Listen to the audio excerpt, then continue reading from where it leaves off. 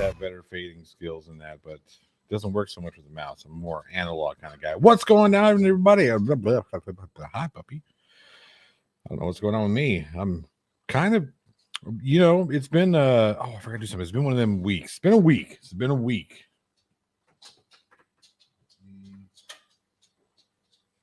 There we go. All right.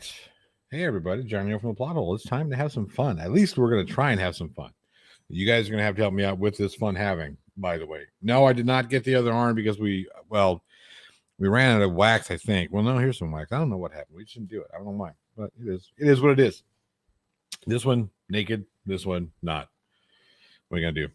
All right. Who's in the old side chats today? We've got Skits Crasher says, yay. Chris Turner Music Channel says, at the Plot Hole picture. I know what you need. I know what you need. I'm working on it, I promise. There's been a whole bunch of stuff that come up on my plate, but I will get you some pictures, I promise. JL Warren, Bridge the Divide, good to see you. Good to see you. Speaking of Bridge the Divide and JL Warren, if you so choose and you don't have anything better to do, check your Discord. Totally up to you. It's cool. Retired Road Dog, good to see you. Raven Darkstar, good to see you. PhD Tony in the house. Man, oh man, it's good to see you, brother. Master Wolf, good to see you. Facty, Elizabeth Sylvester says, hey, Johnny O at the Plot Hole. Hello. Raven Darkstar says, hey, hi, hello, all. All right. D Rabbit's good to see you. Gina S, good to see you. Roshin says, Dad, you know what? I fuck it up all the time, so hi. Let's see here. Bandon, hello, good to see you. Armageddon's Fire says, good day, all. Good day. Pat Dallinger, good to see you. B Receipt, good to see you. All right. Mr. Pajato says, and here's Johnny. So the plot hole thickens. That sounded naughty. All right. Skits Crasher. Oh, Alan S says, is spam the meat of the future? Probably. Skits Crasher for $2 says, hello, Johnny O. Hello, Skits Crasher. Good to see you. Okay, all right, puppy. Stop it. He's a noser. Comes over here and just noses me.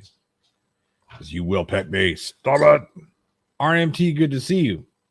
Craven More Dick, I see you. Teresa Flowert, good evening. This machine doesn't want to work. Elmer Chud, yo. Good to see you. Amber L, oh, hi. It was naughty. Zebra the Bicycle Fodder says, hello. Let me super glue your beard like Ryan Dunn and Jackass when I get to 1K subs.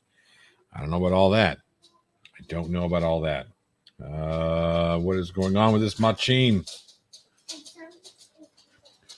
Hi. You've got Kool-Aid in your hair. Yeah. You sound exhausted. I am. Why? Yeah. Dyeing your hair is exhausting? Yeah. I would have never have guessed. Take forever. I know, right? I had to hope.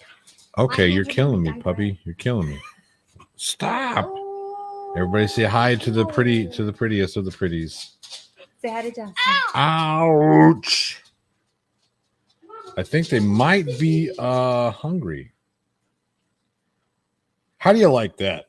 I just went live a few seconds ago, and already YouTube says that this is unsuitable for ads based on something. I don't know what, but what are you going to do?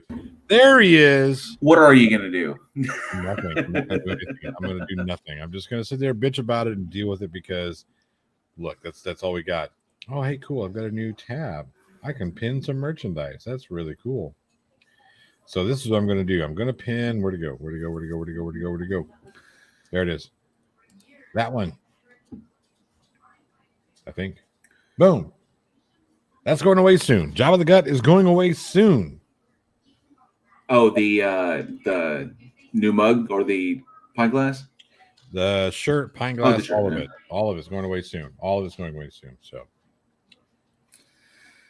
So how have you been? First name Fa for $2 says, show the puppy. He won't come up here. He won't. He'll jump up and nudge. Come on. See, nothing. But if I don't pay him any attention, now he'll jump up but it's not high enough for the camera. And then I don't know if I can get on this one here. But thank you for that $2 super chat. Hello, Skid Scratcher. Skid Scratcher says, hello, JL2. I know it has been a minute since I've been live. It's been a minute since I've put a video out. I am currently finishing up editing my next video.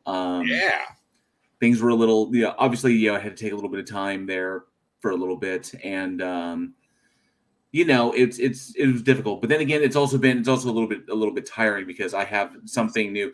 Remember what I told you? The little thing I told you that I was going to do with my next video. Right. I don't think it's going to work out as well as I thought. So I may have to work on doing it a little bit better, just so I can get this thing out on time without having to do constant reshoots. So I'm just going to go ahead and do it now. So give me just 2 seconds. Okay. This is going to be cool. It's an inside joke, actually. What's an inside joke, Amber?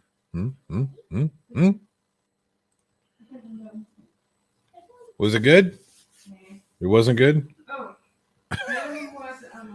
One was good, one was not. Well, did you get the egg roll that I left you? I left it. It's in the white thingy. Urkel. Oh, God, I have no idea.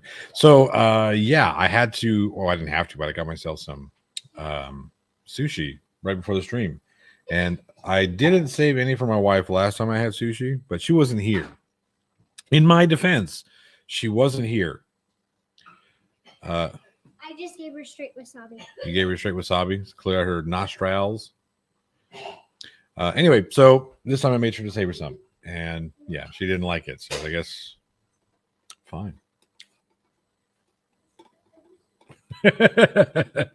I'm so gonna get things thrown at me. What's up, Archangel 3? Good to see you.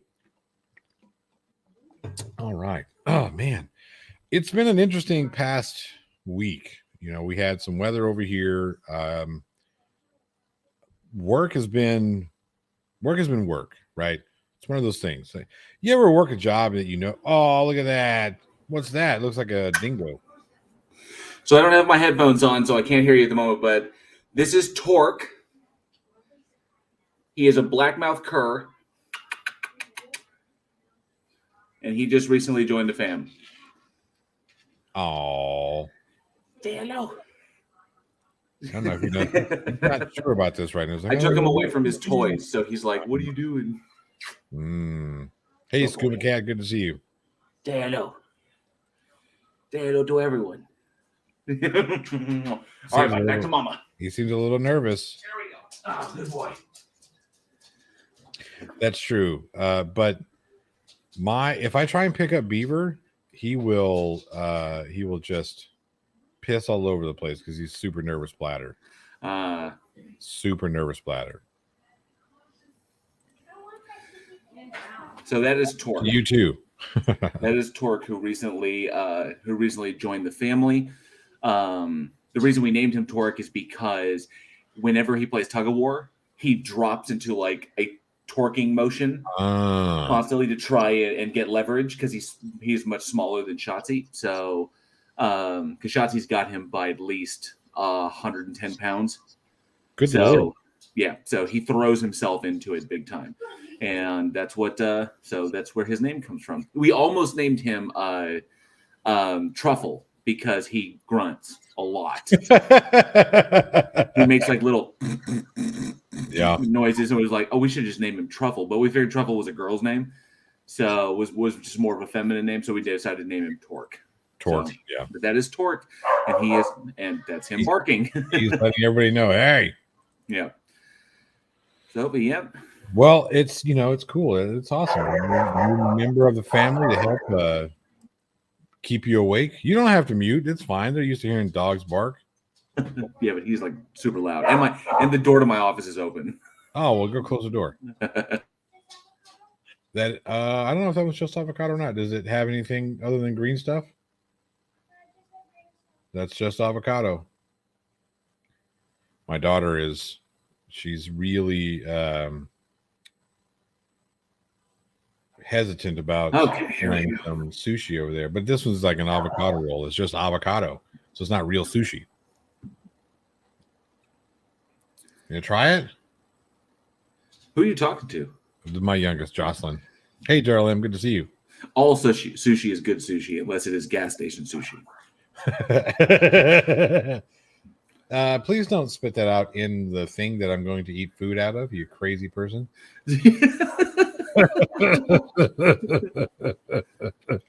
Master Wolf says, yo, Johnny, I hate to bring the room down, but what are your thoughts on the current overseas situation going on?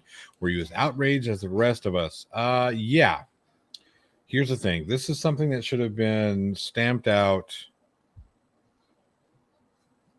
6 years ago, 7 years ago, give or take. It's a gas station sushi still beats hospital sushi. Wait, hospital sushi or the sushi that puts you in the hospital? But I think gas station sushi is the sushi that puts you in the hospital. Right. The situation that's currently going on overseas is literally the end result of a perfect storm. Yep. Of what and everybody is accountable. So not just Trump, because Trump, it resulted in a lot of it. Sure. So a lot of it comes from what he did in response to what Obama did. So right. it essentially starts with Obama. And well, I mean, we can take this shit all the way back. Well, it's true. You could technically take it back to George W. Yeah. And you could take it back to George W. when we started really poking our nose over there in the East. So when we started doing that and upsetting the apple cart over on that side, then everything that Obama did in response to Bush Jr. or Bush, W, and then everything that Trump did in response to Obama and everything that Biden did in response to Trump has resulted in this perfect storm. And it's just, this is the kind of the crazy end. This is the wild end result of essentially America not being able to be on the right page or on the same page consistently all the time. Our message consistently changes, and be depending upon our leadership. And because our message consistently changes, we don't have even our military is constantly like, well, what are we doing? It's always a push pull. It's like, are we going here? Are we going here? Even the military is kind of up in the air because the commander in chief can't seem to make up his fucking mind and maintain, a consistent position regarding, certain enemies. Or right. I didn't want to say enemies; that would be effectively their enemies now. But we need to have a consistent position, like we've maintained a consistent position on North Korea. So yeah, it's a big, giant political soup of just disgusting. Right. I mean, there's a whole lot of things, a whole lot of parts and pieces, and it's really complicated. It's not something that you can sit there and say, well, this is all so and so's fault, or this is all so and so's fault, or this is all. There's so many things that have happened that built up to this. Oh yeah, and to sit there and like I said, I tried to stay away from politics as much as possible on this channel, but this is one of those things that. I mean, we're looking at the beginning of World War III. Let's be honest, right? This could be the catalyst that sends us into. I actually don't think well, so. But here's the thing: not at this point. But like I said, this could be the catalyst because if we're talking about Ukraine, right? Mm-hmm. What's after Ukraine? Georgia, which is a NATO ally. Birthplace of Stalin. I don't really consider NATO all that effective. And no, but this is the thing. Other than symbolically, so yes, but understand that if a NATO ally is attacked and goes to war, ipso facto, we're going. We go to war, right? So, it's one of those things. Just be kind of people keep an eye on things. Don't go crazy though, right? Don't do that whole. I gotta go buy the toilet paper. No, that's the whole big thing. Is like when people talking about like World War III, we look at it today, 2022. What obviously during the Cuban Missile Crisis back in the 60s, what was World War III looking like? Well, the World War III was looking like nuclear weapons because that's what everybody it had them strapped to their back and like blink first, motherfucker. And so, that was a real threat. So that was scary. It was nuclear weaponry. Nowadays, 2022, we understand it to the point that, and everyone is so integrated through various treaties and various economies and like this. There's no way because what people don't understand is that Putin has so much more to lose if that were to happen. He's taking a huge gamble right now, and this is something that we should have said. No, this stops here.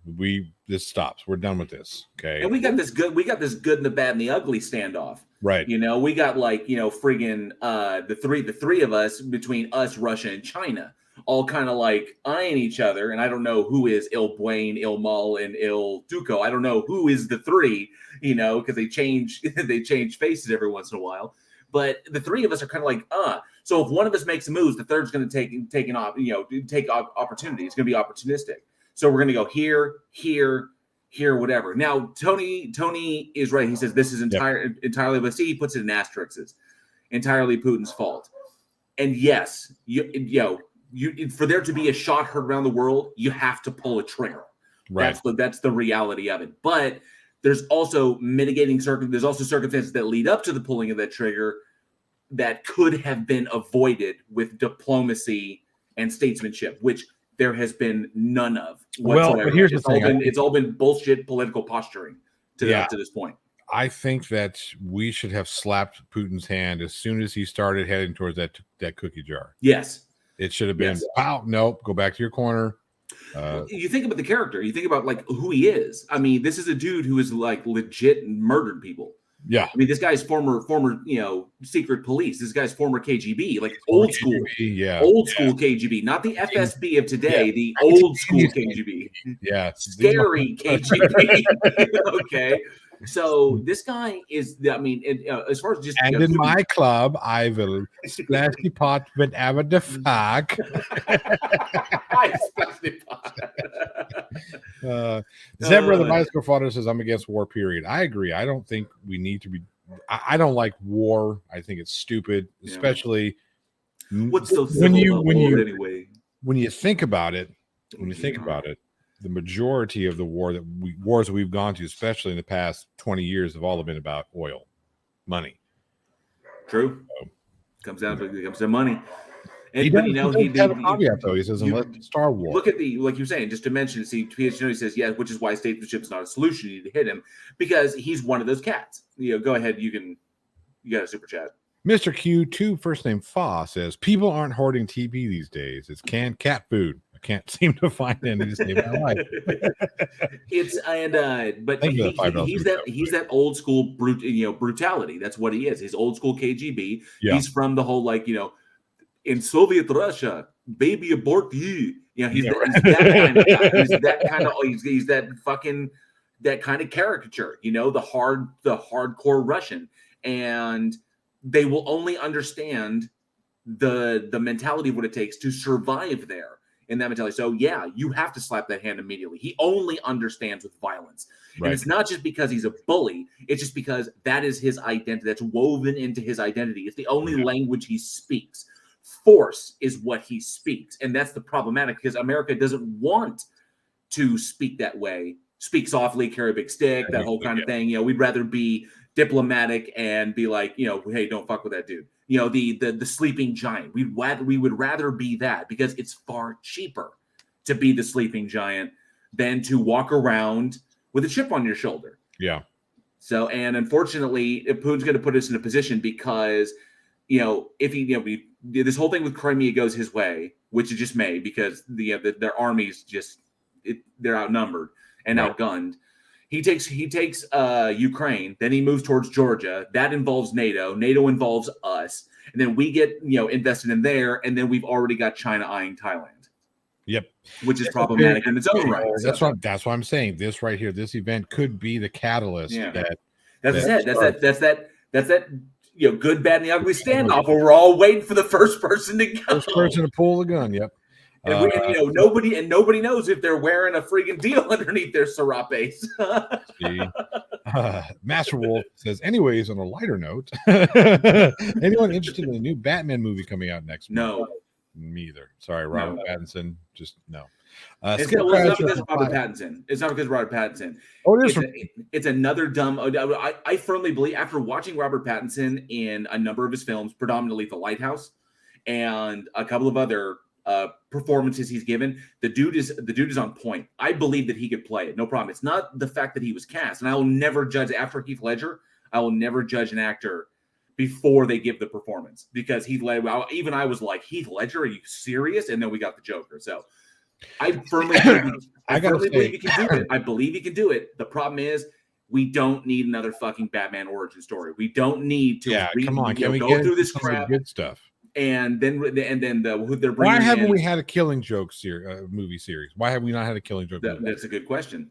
And we've already they got Catwoman again. They've got the Riddler, which Paul Dano will knock that out of the park. He won't be on par with Ledger, but he will make it gritty and realistic and really, really solid. It's basically Riddler's a psychopath. So I know Paul Dano will knock it out of the park. I know that Robert Pattinson will do a good job. I don't know. I already know the story. You're not telling me anything new. You're not bringing new stuff into it. The reason the MCU was successful is because even though we knew the comics, even though we knew what was going on, what we have in the comics, there were always slight differences because it's a different part of the multiverse. So they could make slight changes so we could be, oh, I didn't expect that. Oh, that's new. And so they kept it fresh. DC, for some reason, is not doing that because of Zack Snyder's Murderverse. The problem that DC has is that the only successful franchises that they've had recently have been the Christopher Nolan Batman series. Yeah. Wonder Woman, the first Wonder Woman was good. The second one, first Wonder Woman was brilliant. The second one was, and the only reason the first one was brilliant was because they followed the Captain America formula. Right, exactly. Essentially, it was Captain America, the first Avenger, but with Wonder Woman, which was brilliant. And then the second one, I was like, what is this? I love Kristen Wiig. I think Kristen Wiig is a phenomenal actress. Kristen Wiig is Cheetah? No. What are you doing? Yeah. There's so many actresses that can play that so much better. I mean, come on. I mean, I love Kristen Wiig, but you talk about miscasting. Yeah. Okay. I mean, and that was what was great about Christopher Nolan stuff. Inspired casting. Heath Ledger as the Joker. Michael Caine as I know that the Christopher Nolan troupe, the people who follow along with him, but Christian Bale as Batman, who saw that coming? But that was inspired. That's inspired casting. Really good job, especially in Batman Begins, where he was able to play both of the younger Wayne and the older, more mature Wayne. Colin Farrell as the Penguin. As the Penguin. Who saw that coming? And it was kind of holy shit, yeah. As Oswald Cobblepot. Oh, that's right. Yeah. Who saw that coming? I was like, holy crap. Yes, I'll see that. That's like casting Jared Leto in that the new Lady Gaga Gucci movie that came out. He did another one of his whole full transformation things, and his performance is absolutely brilliant. I can't stand that fucker. You just don't like 30 Seconds to Mars. No, that's true. I don't like 30 Seconds to Mars. It's absolutely true. But I think Jared Leto is insane. You think he's legitimately insane? Like legitimately, you've heard about his cult, right? I didn't know he had a cult. I know his behavior on set of Suicide Squad was bad. But I always took it he was just a publicity stunt trying to pull a Ledger. Pin this. We're going to come right back to this. Sketchcrasher for $5 says, I hate war as only a soldier who has lived it can, only as one who has seen its brutality, its futility, its stupidity. Eisenhower. That's true. Eisenhower did say that. Thank you very much, Sketchcrasher, for that $5. And I've got H. Madison says, don't forget Glenn's tent fund. If I have to see that stomach hanging down anymore, I'm going to need eye bleach. Thank you for that $5 super chat. I got that is called an apron, by the way. But yeah. Zachariah Hooper says, you can't win a war until you win the peace for $2. Thank you so much. That's true. The only way in today's society, and like in today's world, the only way you can avoid war is to buy peace. Yeah, pretty much. You really just rent it. Yeah, says, at the bottle, I'm with you about Jared Leto. Yeah, I don't like him. I think he is pretentious. I think he's full of himself. I don't even think he's that good of an actor. Okay. No. He's given some. I mean, him in Dallas Buyers Club, he was pretty freaking phenomenal. Could have done without him. He was still good. I mean, he was no McConaughey. That was a. That was McConaughey just fucking crushed that shit. And then he turned around and stole Leo's thunder with one scene in Wolf of Wall Street. That's McConaughey. Yeah. So, but I mean, he was great. I thought he was great in that. I couldn't stand him. I thought he was pretentious in Alexander. Sure. That was some pretentious shit, 100%. Yeah. Well, but when he gets up there to accept the best act or the best supporting actor, talking about, oh, this one's for all the people. Like, fuck you. This is for your ego stroke, you piece of shit. Because if you really want to dedicate your performance in this film to people who have lived through that 80s fucking AIDS crisis, then take your paycheck and donate it to a hospital or donate it to research, to AIDS research. Do Fuck something like you in the Robin Williams hole. did. Robin Yeah. Williams constantly fought against homelessness. Was a big problem. He saw that as a major problem with our society. And to every film that Robin Williams worked on, a part of his contract was that the crew had to be a certain percentage. I think it was 10% homeless. That was a requirement for a Robin Williams picture. Is that 10%? I think it was like 10%. You correct me if I'm wrong, but it was a certain percentage of the crew had to be hired from the homeless to give them jobs and give them opportunities. Every single movie, because that was how he gave back. And the stories, I looked into this, and the stories of the people who got that one opportunity, who just managed to snag that opportunity and got back up on their feet because of Robin Williams. Never met the man again. Never even met him on set. Never ran into him, but just because of that opportunity, were able to turn their lives around, get back on their feet, and go and be productive members of society. Right. Just because of that. Holy crap. So... yeah. But yeah, I saw everything about Leto just rubs me the wrong way. And he's got this 30 Seconds to Mars cult where you spend a ridiculous amount of money to go hang out with him Burning Man style in the fucking desert. But if I had money to burn, I would probably do that, because I would just like to see Jared Leto just like uncorked. Well, but hang on a second. There's no guarantee that you're going to get to see him. There's no guarantee that you get to see him. Okay. And if you want extra special where you can hang out in his bed, no thanks. You pay extra money for that. Again, still no guarantee he's going to be there. That's a little weird. Yeah. Yeah. You have to like make him. I think that people have to like get a tattoo of Jared Leto. That's weird. It's like, dude, this is fucked up. Okay, to clarify something, Alpha K91. So he brings up a really interesting point. So the Suicide Squad, the Leto-less version was 100 times better. Leto Joker ruined every DC film he's been in. Okay, the reason for now, and I'm not gonna say it's just because of Leto. Leto's performance is the reason people cited this, but that's because the Leto Joker that you saw was not given to you the correct way. So that was not what Zack Snyder originally envisioned for Jared Leto's Joker. Jared Leto's Joker was not supposed to be like the original, like Red Hood, Jack Napier, whatever. That's not what the reason Leto's Joker had those fake teeth, and it was supposed to be explained, and they never got a chance to because it was all cut out, and the change was made is that wasn't the Joker, that was Jason Todd. That was Zack Snyder's whole big thing, is that he was going to set it up like we got this wacky, crazy, tattooed up, wild version of Joker who's got this freaking grill in that's never explained.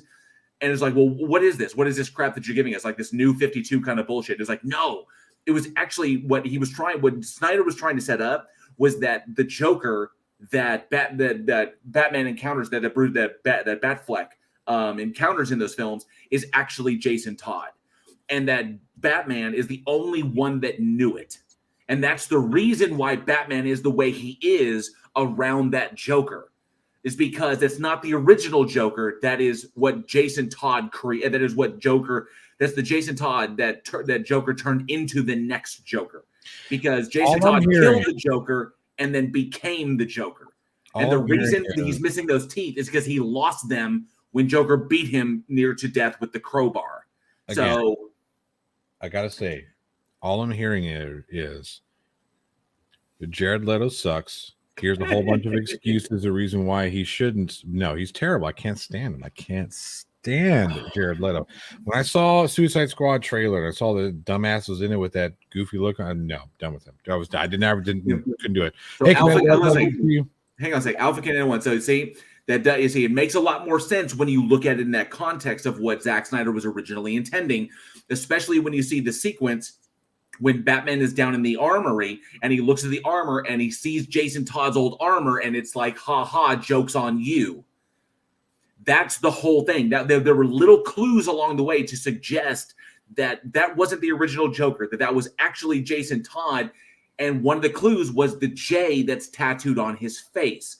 That Joker, that part of the torturing that Joker did to Jason Todd was to turn him into the next one. And then basically due to Jason Todd, what he tried to do to Batman during the killing, or what he tried to do to Commissioner Gordon during the Killing Joke. Mm-hmm. That was the whole point. And he was successful because the original Joker was dead, but this new one rose up to take his place because Jason Todd was driven irrevocably insane. So, and I mean, that I like what Zack Snyder was trying to do. That would have been fresh. But that also is problematic because WB and DC interfered with that. They didn't allow him to take that to fruition. So, and then at the very last minute, they decided to go in and make a whole bunch of changes to Suicide Squad to make it funny instead of the dark the dark action, gritty action. It was meant to be, because remember, Suicide Squad was coming out at the same time as, if remind me, Johnny, was it Avengers, or there was one of the big MCU films was coming out at the same time? I think it could have been Avengers. It was either, no, I think it was Ultron. Maybe it was Age of Ultron.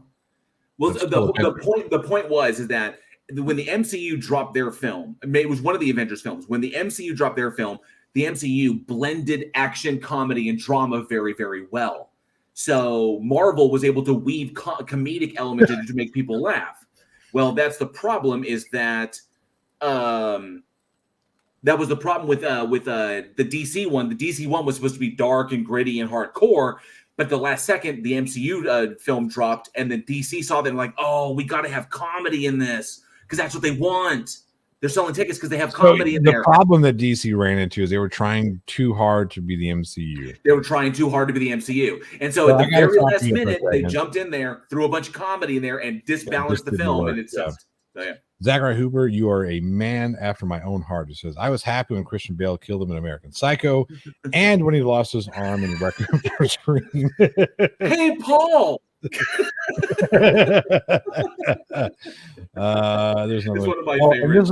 This one got me here. This is from Aaron Reese, who is a fellow Weekend Horror podcaster. Says, you're dealing with the same kind of bitch that put people through 16 shitty movies. That's what I do. That's true. That's what I do. But no, I go back to what Zach Hooper said. It's kind of funny because everybody asks me, it's no secret that I have pretty harsh opinions about certain folks in the old Hollywoods. Like, I'm not a big fan of, what's his name? I'm a big fan of Leonardo DiCaprio. Can't stand him. Really? Not a fan. He might be a super nice guy, but there's something about him. It's like, man, I can't. He was so good in Django. I thought I didn't like Django to begin. I didn't like the movie at all. Really? Didn't like Django. Did not like it. I thought Christoph Waltz was amazing. Christoph Waltz and Jamie Foxx were amazing in that film. Again, Christoph Waltz was great.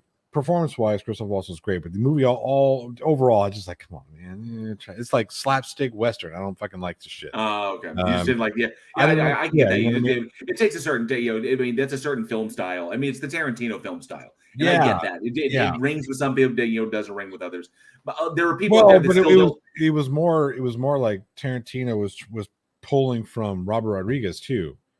There's some people that still don't like Pulp Fiction. And I will argue that Pulp Fiction is one of the 100 greatest films ever made. See, I can't do Pulp Fiction simply because, I mean, you take out Uma Thurman from Pulp Fiction, I'm all about it. You could put damn near anybody. You could put Jared Leto in Uma Thurman's spot, and I'd be more about it than I am with Uma Thurman. I can't stand who could have played that other than Uma Thurman? Anybody. She's a terrible actress. She sounds like she's reading a cereal box every fucking thing she does. I bet she was pretty good in Kill Bill. I won't watch it. I won't do it because I can't. See, I'm with Aaron Reese. I love Django Unchained. Watch some racists get pureed with revolvers. Hell yes.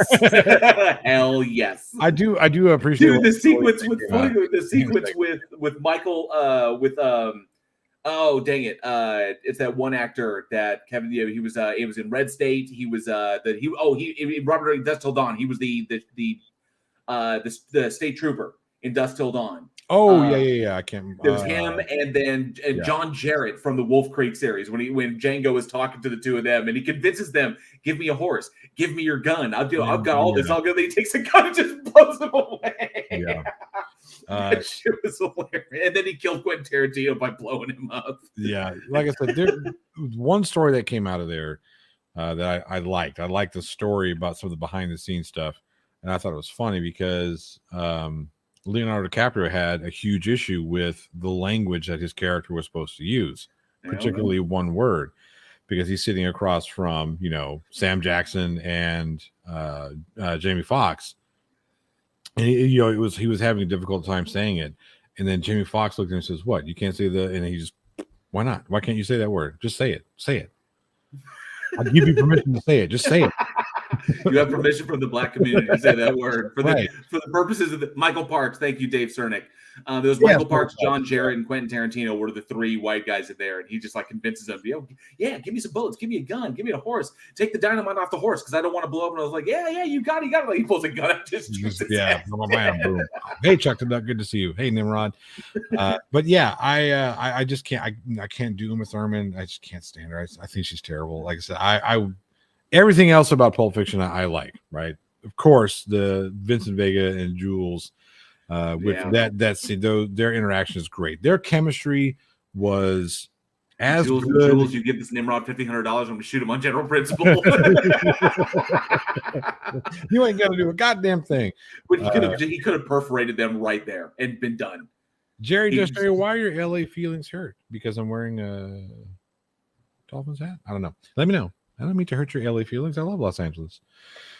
My family's over there. I love visiting. I'm not a fan of LA. Of course, only because I was born and raised in California. And San Diego, right? Yeah, I was born and raised in San Diego, but I've been to LA many times. I just don't like the city. There's just something about the attitude of the cities have attitudes, and there's something about the attitude of Los Angeles.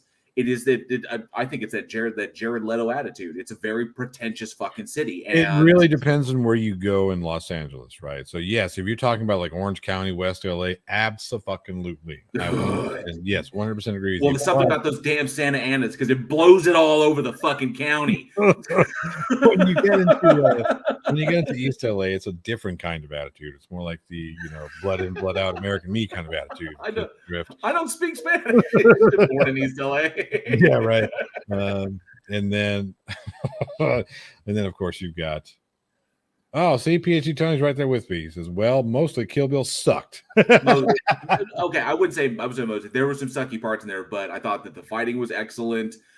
I thought that it was a good comic booky style, hack and slash. I kind of dug it. I liked all the different characters.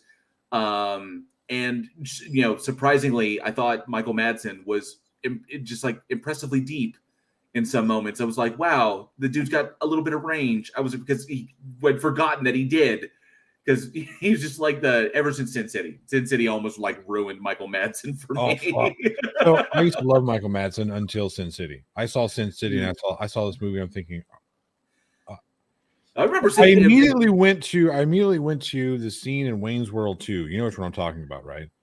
Where he's got the car and he stops off trying to get to directions to Gordon Street, and it's got that really shitty actor. Oh yes, you know what I mean.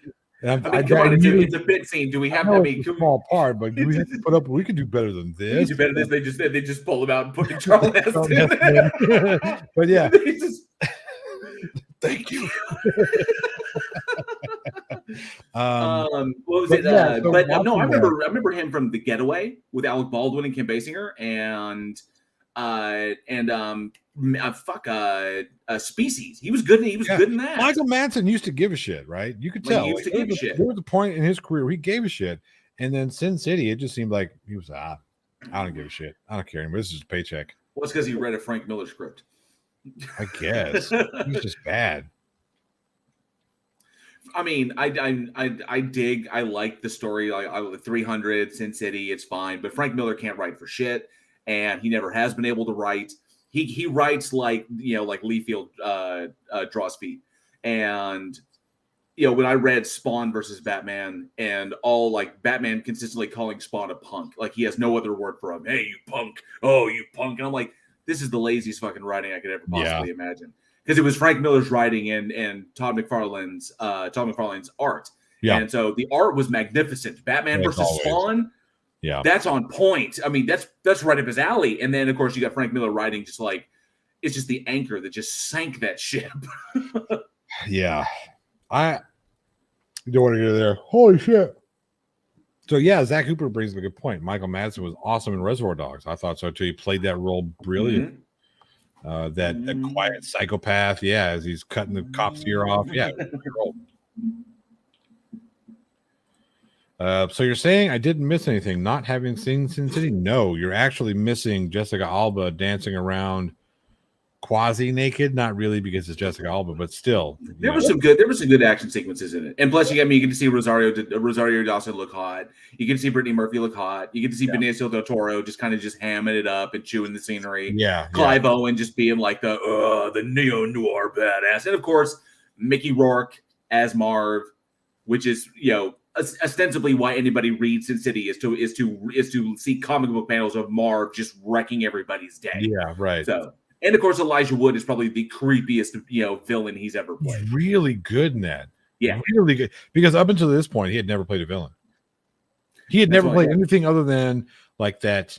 That kid that was all happy-go-lucky, or like the big brother do good. He was in Deep Impact, where he was the guy. Oh, look, me, I'm such a good kid. I'm going to come back and save. Him and Lily Sobieski.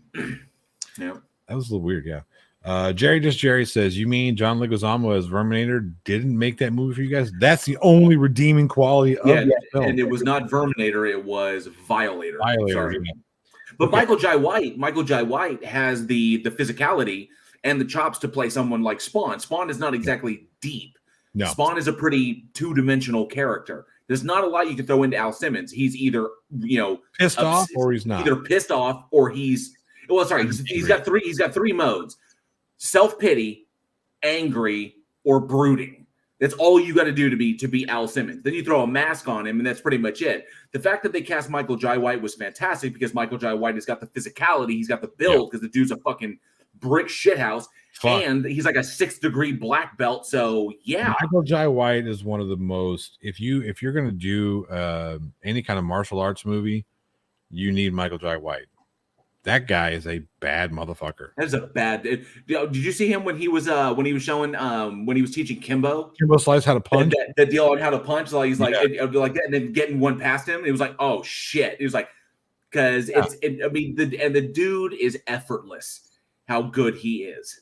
He was. They were talking. He was doing a back kick at Joe Rogan's. He was on Joe Rogan. Somebody was talking about this on Joe Rogan's podcast, where he's talking doing a back kick, and these guys were like, "Oh, look how hard he kicked his bag," and they were kicking it across. Right, they were making the bag slide across this pole. Okay. And Michael Jai White gets up there and fucking kicks that thing in half.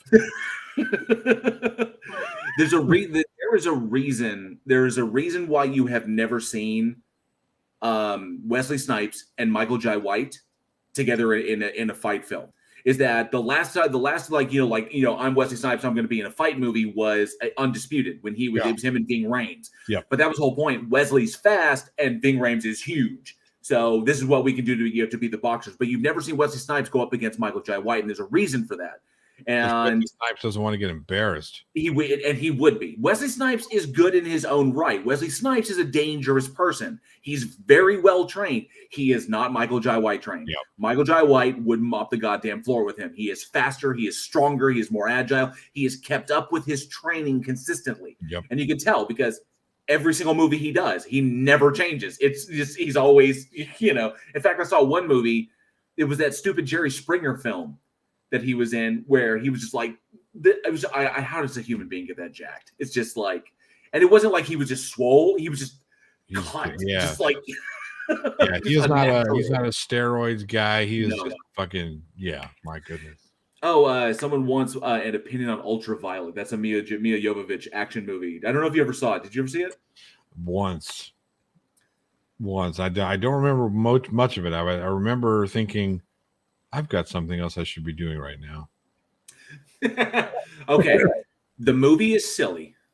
The movie is a silly movie, but it's meant to be a silly movie. Yeah. That movie is not trying to be anything more than what you see, which is good. I enjoyed the fact the movie didn't take itself so seriously. It was telling a story and saying, this is what we're going to do. The camera effects that they utilized in that movie were on point. because it was a combination of practical and CGI, but the editing was fucking seamless. Yeah. I honestly think that shooting it in the high definition that they did, which I think was they shot that in like high 4K. There was something about there was something about how they shot it. I think did it kind of a disservice because there were details that popped that shouldn't have popped, but nonetheless, it was super entertaining. I thought Nick Chinland, who is one of my favorite character actors, he was like he's Toomes in the Riddick series, and he was Donnie Pfaster in the X-Files. And I like Nick Chinland. He's always good. He's just a good character actor. I thought he was a good bad guy.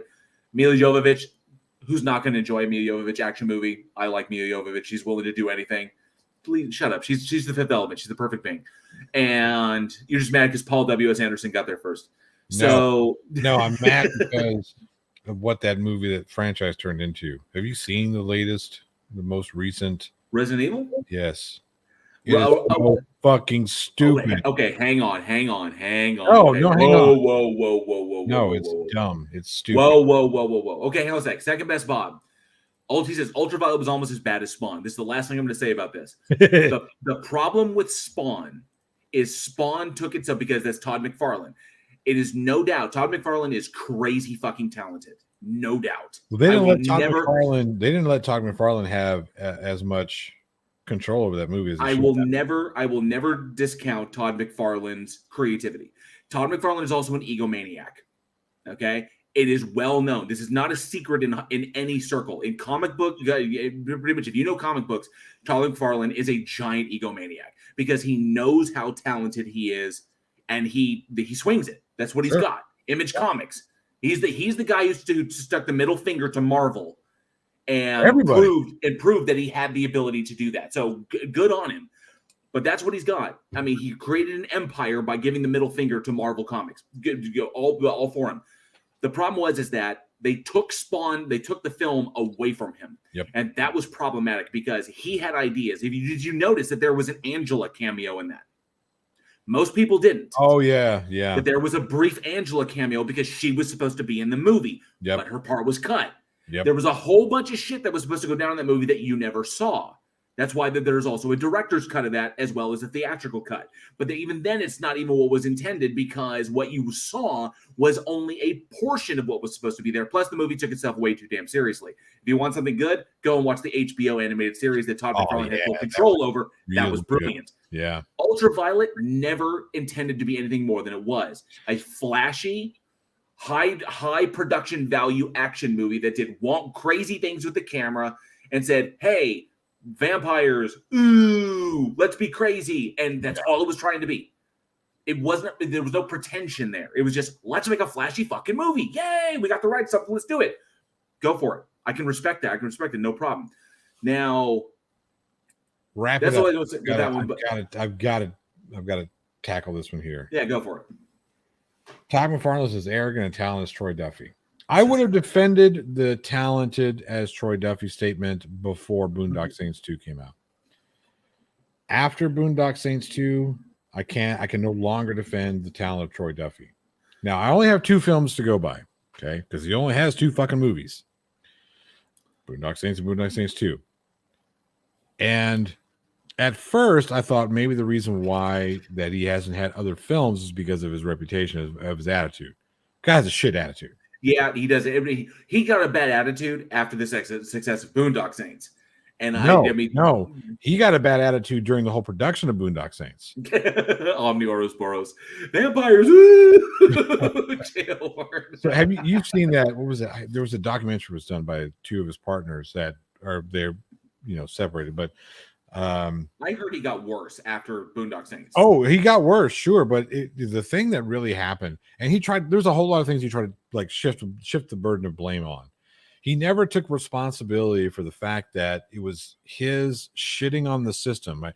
Aaron Reese, Michael Bay legally owns the rights to Bright and Boomy. He said bright and flashy. No, bright and boomy is Michael Bay. Boom. Yeah. Boom. Yeah. So you've got, when you're working at a bar and you're trying to make it into Hollywood, and you get somebody coming in who says, "Hey, I read your script. I'm going to buy your script, give you money to make it. I'm going to buy this bar for you to do it. You just have to play ball." And you go in there and I have no problem with picking your battles, right? I have no problem with pushing back against certain things creatively. But when you shit on everything, when you fight every single fucking thing, you burn every bridge. You better you better be able to bring it like Cameron if you do that. Exactly. And Yeah. but see, if you go back and look, Cameron didn't do that shit the first time. He played No, ball a little more. Cameron knew his place Cameron knew his place until he was in charge. And then when he was in charge, that's when he fought everything because he knew that he could. Exactly. So yeah. So when you have, he was entertaining Mark Wahlberg, he was entertaining Matt Damon to be in Boondock Saints. There were so many names. Wow. There were so many names that he was entertaining to be in this movie. That would have been. We could have gotten a completely different, like The Departed before The Departed. That's exactly. That's insane. Yes, that's what people need to understand. Wahlberg. He was entertaining so many big names. I could see them as brothers. I could. And he went in just like and just shit all over. It was a Weinstein.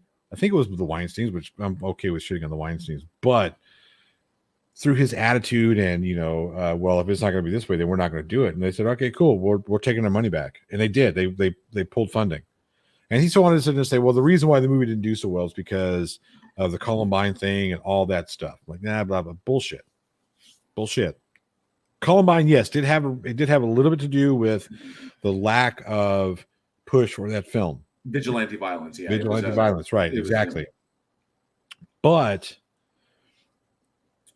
when you sit there and you piss off every single motherfucker who's tried to help you, who gave you a record contract, who gave you a movie deal, gave you the keys to the fucking castle, all you had to do is play ball, and he couldn't do it. Yeah, he fucked up on that one. There's a reality of it. I mean, you Aaron Reeves muck reminds me of Glenn Sarah. That's funny. And Jen, I don't know why he even worries about all these movies when we should be talking about the best movie ever. Con motherfucking Air. Motherfucking Air. Hey, that's the whole big thing is that, and I learned this way early on, is that there's a place when you're making a movie, yeah, there's a lot of egos involved. Yeah, sure. There's a lot of politics involved. But the reality that comes down to it, when you're working after, when you say picture, sound, picture, rolling, speed, sound, speed, and you're ready to go, when everybody's working, everybody's got their jobs and everybody, you do what you do. And the whole point of making the movie, yes, is a business and it's to make money. You make movies to make money so that you can make more movies. That's the whole point. You have to look at it like a job like anybody else. If you have this idea and you go in thinking that Hollywood is one thing when it is something else entirely, then you will fall into this trap that Troy Duffy did. Because in his, just going by what you told me, it sounds to me like Troy Duffy had this kind of image in his head of what filmmaking was supposed to be, and it's not. It's like legitimately, it's a business like anybody else. Just like if you're running your own little small business in a strip mall somewhere in middle America. Yeah. Your customers come in, they're giving you money, you give them product, and then you maintain a positive relationship so that they will return to you. That's how it works. Only the dollar amounts are higher and the egos are far more fragile. Right. Because and the concern is more because people are going to be like, can we get the money out of this? So yeah, but it's still the exact same thing. If you go into it thinking, oh, I'm a filmmaker and I'm making movies and I'm the director and the writer and I need to be, all of this on me. No, my friend, at all. It was. I'm going to send you a link, and I will send you a link to this documentary. And when you get the chance, you should check it out, and you'll see exactly. You'll want to go find this guy and punch him in his face. Because are you the huge guy? The huge my two huge freaking guys. So we got a serial crusher. Well, that is two sound theories out of the Boston Police Department today, and neither of which involve unusually large men.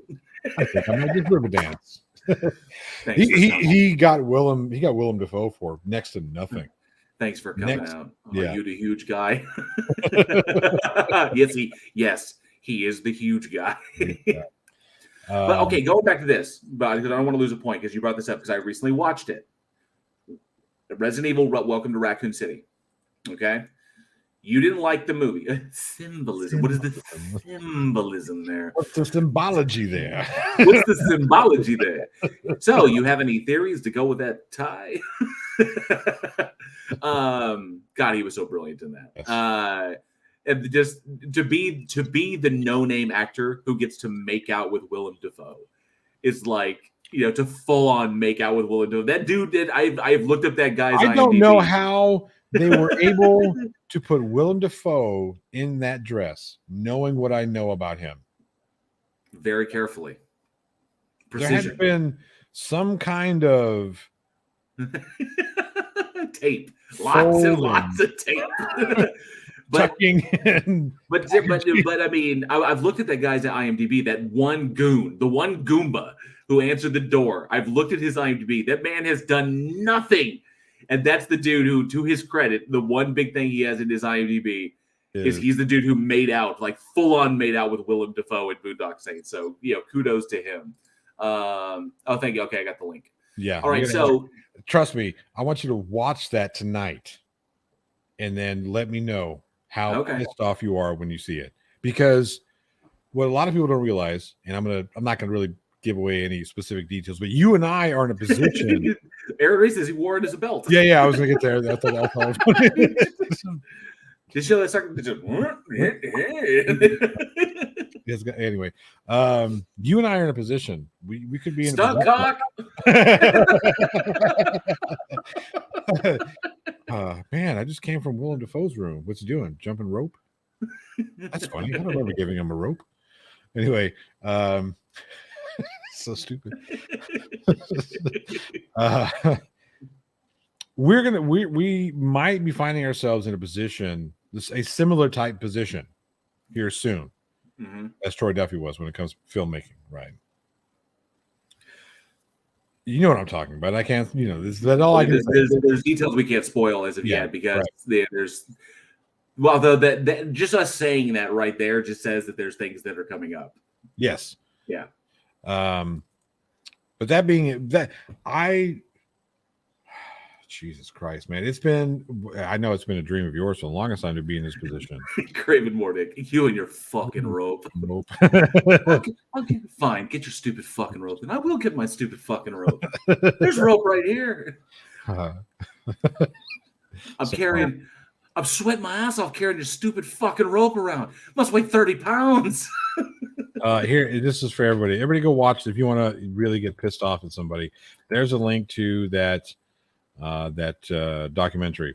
It's called Overnight. I'm not the Charlie Bronson wannabe is getting us fucking lost. Anyway, so we are finding ourselves potentially in the same type of position that this guy is in. I mean, nobody's going to be buying us a bar or anything, but really, Rambo. Oh, you're really Rambo. And having watched this Overnight documentary, I watched this years ago.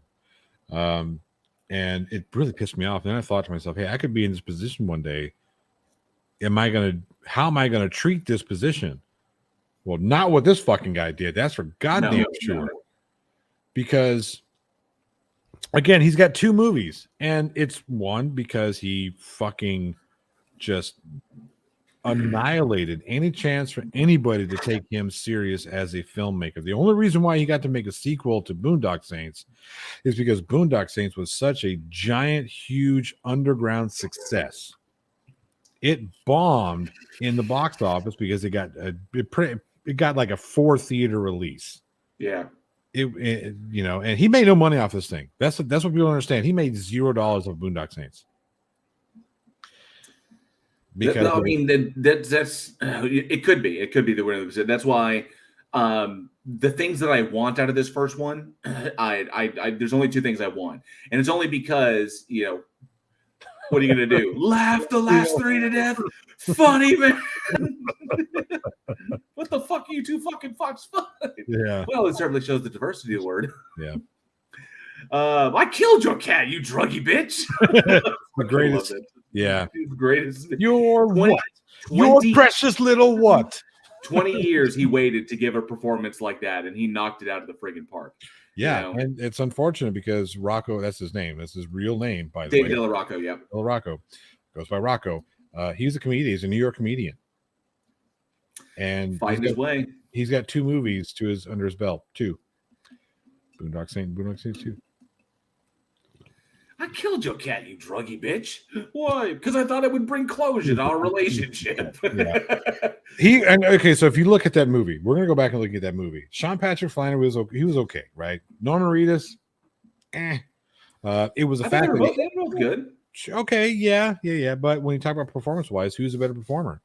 Sean Patrick Flannery, Norman Reedus, David Della Rocco, Willem Dafoe. Well, Willem Dafoe makes that movie. Yes. Well, I think I want to say that Rocco and Dafoe make that movie because I can see that. I would agree with that. Yeah, Rocco. Pack your shit. Pack your shit. We gotta get the fuck out of here. Him just grabbing random shit, just like iron. I need this. I was like, what? So yeah, and Rocco makes it. I'll catch you on the flip side. Yeah, I mean, if you think about some of the better scenes in that movie, they involve one of those 2 characters, right? Either Willem Dafoe or David Della Rocco. I will agree. Rocco was solid. I mean, no one could deliver the fuck scene like what the fuck you fucking what the that was. I mean, that's him. The I killed your cat scene. What would you do if I told you that your mother sucked so much pico commie dick? Her face looks like an egg. I don't even know what the fucking means. I gotta get you a fucking proverb book or something. This mix and match shit's gotta go. Yeah, even his he had range. He wasn't just this over the top. He had range. He was really, really good. I thought the joke scene with Papa Joe. Yeah. Him just trying to tell that joke in this nervous situation, and you've got sucks, man. You got the intimidating Italian dude in front of him. That dude is built like a brick shithouse. The guy like in front of you, Papa Joe, continue the joke. And then you got fucking Ron Jeremy hovering over your shoulder, looking Ron like Jeremy in his shadow. I love it. I love it. I love it. I got your act with the Velvet Lounge. I love it when you busted into Viva Las Vegas. You got Pompadour wearing fucking Ron Jeremy hovering over your shoulder. Yeah. And then he's trying to tell this joke. And it's just his energy is brilliant. And so I would agree that Rocco and Dafoe made that film. That all of the strengths of that movie hinge on them. And then Christopher O'Connor brings a good point as well. It was going to be my third. Billy Connolly. I think that Troy Duffy lucked out with Billy Connolly because Billy Connolly. This is not like when you think Billy Connolly before Boondock Saints, he's a comedian. He's funny, really funny. I didn't even recognize Billy Connolly at first, because the way they have him done up. Because the only time you see him, his face, he's got the big beard and he's got the hair in his face, and he's looking down at the camera like that. And then after you see him, he's got the hat on with the sunglasses and the cigar, and it doesn't look like him at all. Right, and it's not something you'd ever seen him in before. Yeah, he's a really funny storyteller. If you've never seen his stand up, you got to go watch his stand up. He is fucking brilliant. I love Billy Connolly. Yeah. But so that movie, and that was a problem that Boondock Saints 2 had, is they had to go in and try and capture some of those performances again. They had to capture the Willem Dafoe, and Willem Dafoe was like, "No, I can't do this movie. My scheduling is just not going to allow me to do this movie because I'm Willem Dafoe. Because I'm Willem Dafoe. And, it's not like it was 10 years ago. I'm actually highly desired. People want me to be in. Sam Raimi's calling me about Spider-Man, and I got these people calling me about this movie, so he couldn't do it. Hey, guys, I was Green Goblin. Things have changed. Yeah, things have changed, guys. Since then. Things have changed since 1999. Sorry, guys. But so they had to try and replace that energy, and they did it. I gotta make up for that tit thing. What are you fucking doing? Yeah, Zachariah Huber. I'll say on that. The chemistry between Reedus and Flannery was on point. Yeah, sure. That was excellent. It was like they weren't bad. I'm not saying that tit thing. Yeah, I'm not saying they were bad, but if you can't have chemistry with a David Della Rocco or a Willem Dafoe, you don't belong in Hollywood. That's true. Period. But Yes, Raven Darkstar. This is like the long roundabout way of getting to right where you're talking about. The second one, this is what we're talking about. So the second one, they had this problem where they're trying to replace the energy with David Del Rocco, and they do it by bringing in David Del Rocco, but only very briefly. And they try and change. They try and replace his character with what's his name? The Mexican kid. What's his name? Clifton Collins Jr. Clifton Collins. Yeah, Clifton Yep. Collins. Yeah. And then you bring in the Eunice Bloom character, who You're talking about Julie Benz. She's pretty, but that character was utter garbage. It was awful. Julie Benz is extremely easy on the eyes. I've loved her ever since Buffy. I loved her in Buffy. I loved her in Dexter. I loved her as Rita in Dexter, which is arguably like probably her best performance, one of the best arcs in that entire franchise. I loved her in that little superhero movie where she played the superhero, or the family essentially becomes the Incredibles. With Michael Chiklis was the dad. So I loved her in that short-lived series. I loved Julie Benz. That wasn't even miscast. That was just a terribly written role. And she did the best she could with it, given what it was. But it was essentially trying to do it again. And it was like, Willem Dafoe's performance was lightning in a bottle. You can't do it again. Lightning in a bottle. You can't do that. Unfortunately, a second time. You can't. Not without Willem Dafoe. Right. Should have just said, "Hey, we'll shoot around your schedule and pay you whatever the fuck you want if he was that important." But Julie Benz's character in that was terrible. She was a caricature. She was a bad caricature of someone from the South. It was just bad. Yeah, just and yeah. They brought in Peter Fonda. That was a wasted character.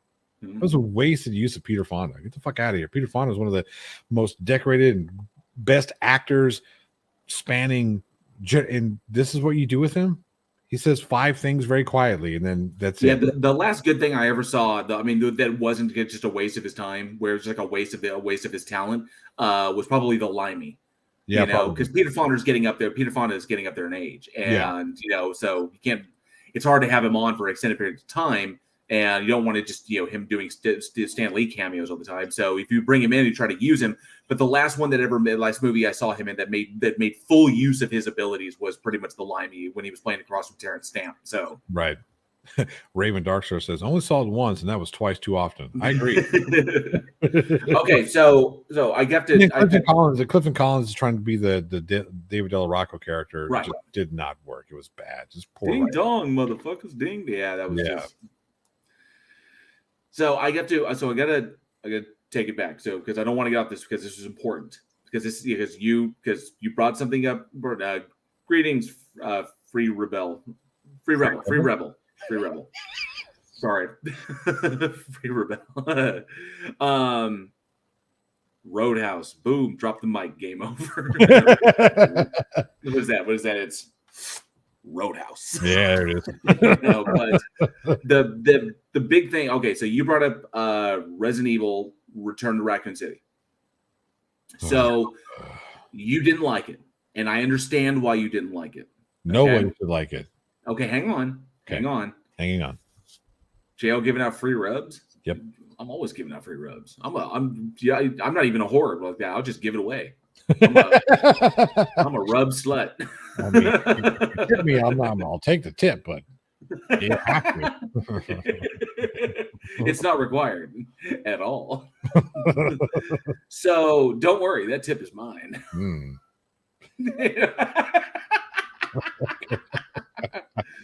Anyway, so Resident Evil Return to Raccoon City.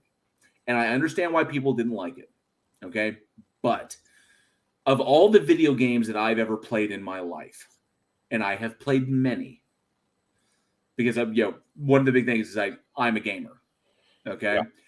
Now, Paul W.S. Anderson was an executive producer on this film, but he wasn't deeply involved. But the big thing about this movie is that Resident Evil Return to Raccoon City was took way more inspiration from the video games than any of the previous Resident Evil films. Even the very first Resident Evil, the initial one that kicked everything off, that I still really love. This one took extreme inspiration from the first two video games, from Resident Evil 1 and Resident Evil 1 and Resident Evil 2.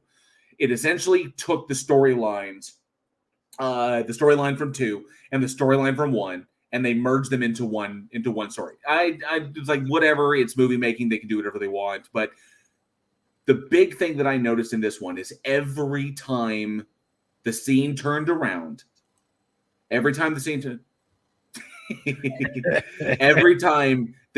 turn into a new scene, they captured Raccoon City as depicted in the original Capcom games.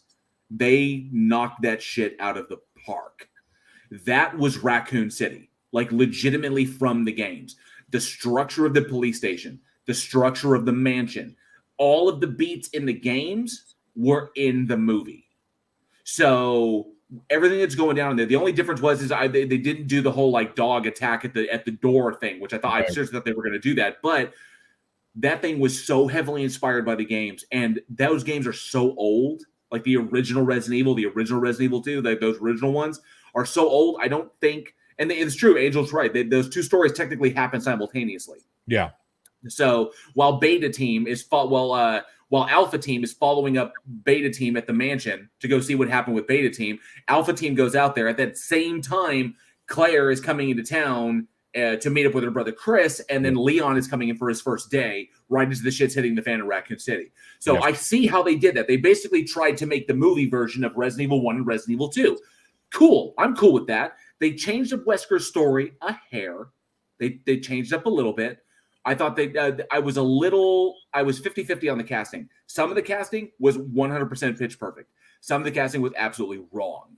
Was just like straight up wrong. It's like, no, that person should not be, because there's a point in the story and narrative wise where the character has to look a certain way. And I understand colorblind casting. I get it, but not for this kind of IP. That's the point, because it serves a particular purpose narratively. And so getting a Hispanic actor to play Leon was a bad choice. I'm not saying he did a bad job. I mean, Leon's not a difficult character to play. They should have cast that better. But you go with what you can get. Robbie Amell as Wesker, great choice. I thought that was a good choice. That was good choice. That was a good casting as Wesker. The girl Mara, I can't pronounce it, was Mara Scoladero, who played Claire. I thought that was okay. I'm more of a fan of Ali Larter just because I'm an Ali Larter fan. I like Ali Larter since Varsity Blues, but I could see her as Claire. That's no problem. So it was back and forth, and I thought that Neil, son of a bitch, Neil McDonough as Dr. Birkin, I thought that was really good. So there were hits and misses there. The whole point is, if you were expecting a Resident Evil film, anything like the first 7 movies, you were going to be sorely disappointed, because this movie was intended to be an adaptation of the games. That's all it was, like a straight up adaptation of the video games. Right. And that's why people were kind of like, what is this? Because they've got, over a decade of Resident Evil movies with Mila Jovovich, high action, big octane, lots of Umbrella. And this one, Umbrella's a footnote. But that's okay, because in the first 2 movies, because Umbrella wasn't even a really big, huge thing until the second movie. Right. In the first movie, Umbrella is a footnote. They're the cause of the outbreak. That's it. That's all we know about them. Right. The mysterious Umbrella Corporation. Now you just have to survive. Okay, in the second movie, they started to expand everything. Okay, so you're talking about video game, right? Yeah, the video games. Okay. So yeah, so I appreciated by watching this movie and being like, holy shit, they took the shit directly from the game. Like directly from the video games. Even the look of the zombies was directly from the video games. Like, oh crap. And I really enjoy. I actually liked it for that.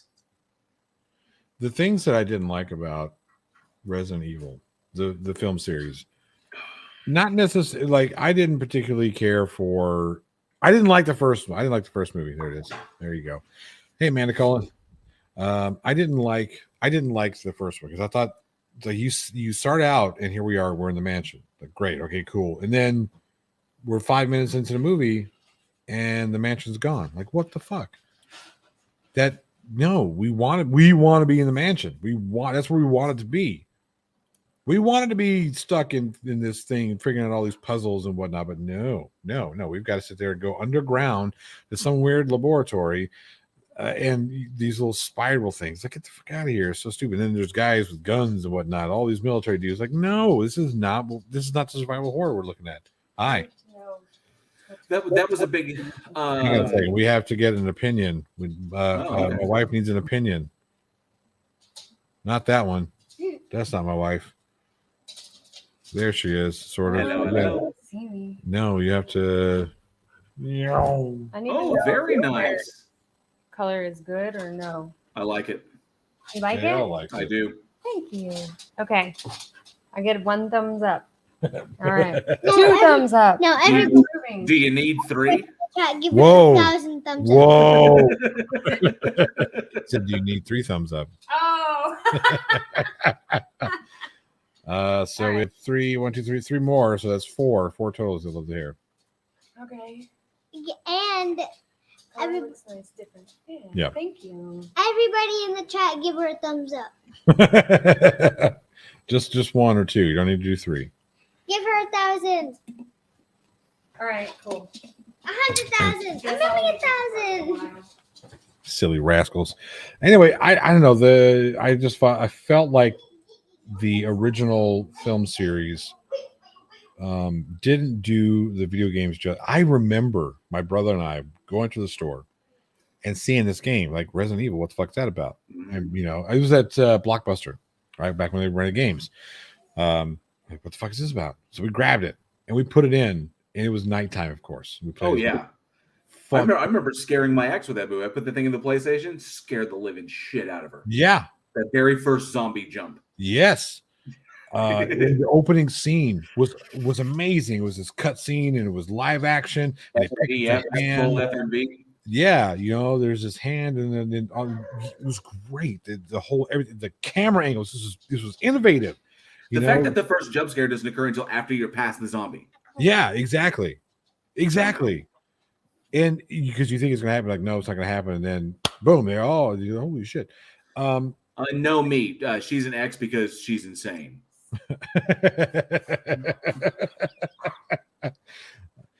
So that was my memory of that video game. And I watched this movie. I'm sitting there watching this movie thinking, all right, cool. There's a lot to live up to. It's going to be a very difficult video game to adapt. And they just did not do a good job. I don't think Paula W.S. Anderson had any intention of adapting it from the video games when they were making it. That's why they went with the Hive. And, there were a couple of things that were inspired in the very beginning. Like, when she walks outside and the shots of like the sun setting behind the trees and then the birds coming out of the deal. And then Right. the long draw shots. Those were all really, really inspired. The kind of structure of the home that she was in. Right. The mansion.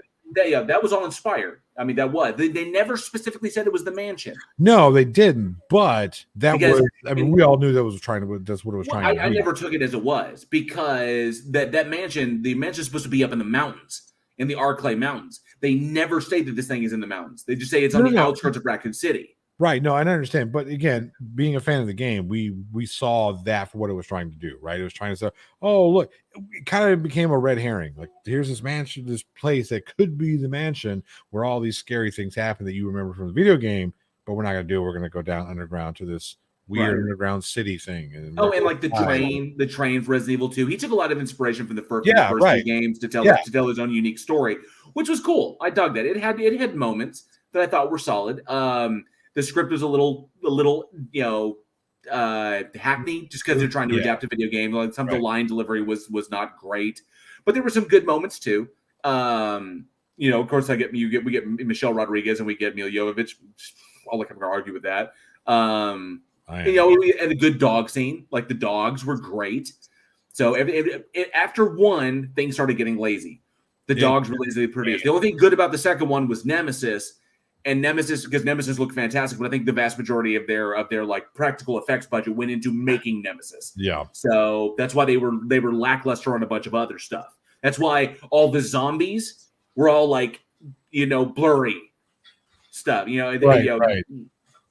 So it's like, because it was like, which game was it? Was it the Resident Evil 3 remake, or was it just one called Nemesis? The Resident Evil 3 was Nemesis. So it was No, no, no, Resident no, Evil no. Nemesis. I know that. I know that. But there was a. I want to say it was remade. Well, there were re-releases. No, of- no, no, no, no, no, no, no, no. This is recent. This is recent. Within the past 5 years, I believe. But it's what's her name? Jill. Is it Jill? I can't remember. I can't remember. That's the thing. I know I saw it, and it looked great. Like you go to your apartment, you're getting everything ready because you're trying to escape Raccoon City and whatnot, and then all of a sudden here's this fucking Nemesis thing that just like, and the cutscenes and the way that it attacks you was great. I thought it was a great way to redo that. I want to say it was a remake, but I can't remember. Well, there's Resident Evil 0, Resident Evil. Yeah, but this is follows- again. This is Yeah. I'm just going like, and then of course, then they continue. I mean, and then Resident Evil 4, Resident Evil 5, Resident Evil 6. When they finally kill Wesker, they throw Wesker into a volcano, and they finally kill him. Then there was remasters of them. There was Resident Evil 2 remastered, Resident Evil 3 remastered, where they may have changed some stuff or done stuff a little bit differently. Then I know it was like Code Veronica X and a bunch of like kind of different ones. Kind of went off the rails there for a minute because they were trying to milk as much everything they could out of there. The people are saying it's the Resident Evil 3 remake. Yeah. So I know that they re-released it. They did a re-release where they remastered it, did some new stuff, and changed up things a little bit, but not so extreme. No, this was like a full remake. Oh. So yeah, this is Nemesis, 4. Resident Evil 3 Nemesis. But yeah, I thought Personally, 2 is my favorite. I love the switching off between Claire and Leon. Yeah, that was a cool dynamic. I love doing that. I loved Resident Evil 2. It's by far my favorite of the entire franchise. 4 and the second favorite is 4. The 4 was fantastic with Leon just as the ultimate badass. I loved 4, but 2 is my favorite of all time. And that's probably why I love Halo 2 so much, because Halo 2 did the same thing where you could switch off between Master Chief and the Arbiter, going back and forth. So, but I love the idea of switching off and playing two sides of a story at the same time and getting pieces to see. I just dug that. That was just that was really cool. It was brilliant. Hey, Axiom, good to see you. We'll see you next time, Axiom. But I don't know. I always thought 3 was cool because the introduction of Nemesis. And how he would just appear out of nowhere and you would have to. There's nothing you could do to kill him. You just have to go 3 rocket launcher shots. Well, yeah, but that was But you weren't guaranteed to have the rocket launcher at any one particular times. Exactly. But yeah, Raven Mordick, you take that back. You take that back, good sir. Don't put that evil on us. Don't you put that evil on us, Ricky Bobby. Yeah. Anyway, I don't even remember what we're talking about. Don't you put that evil on. I was just saying, I understand why a lot of people didn't like it, and that the vast majority will not like Resident Evil Welcome to Raccoon City. I dug it, but the reasons why I dug it are not the reasons why you should love the movie. I dug it because I'm a gamer and I'm a big fan of the Resident Evil franchise. I loved how they recreated elements from the games. That should not be a reason why you like a movie, and it's not the reason. And just doing that doesn't make the movie great. The movie itself, as far as like movies go, was actually pretty lazily done. That was it. It was, you could tell it was kind of lazy. This is not the movie I was talking about, by the way. Which one? I'll have to look it up. But this, I haven't seen this version. I remember because you kept saying, "Welcome to Raccoon." That's not what I'm talking. I don't think so. I think it's Resident Evil: The Final Chapter. I was thinking of. That's Resident Evil 7 that came out like a long time ago.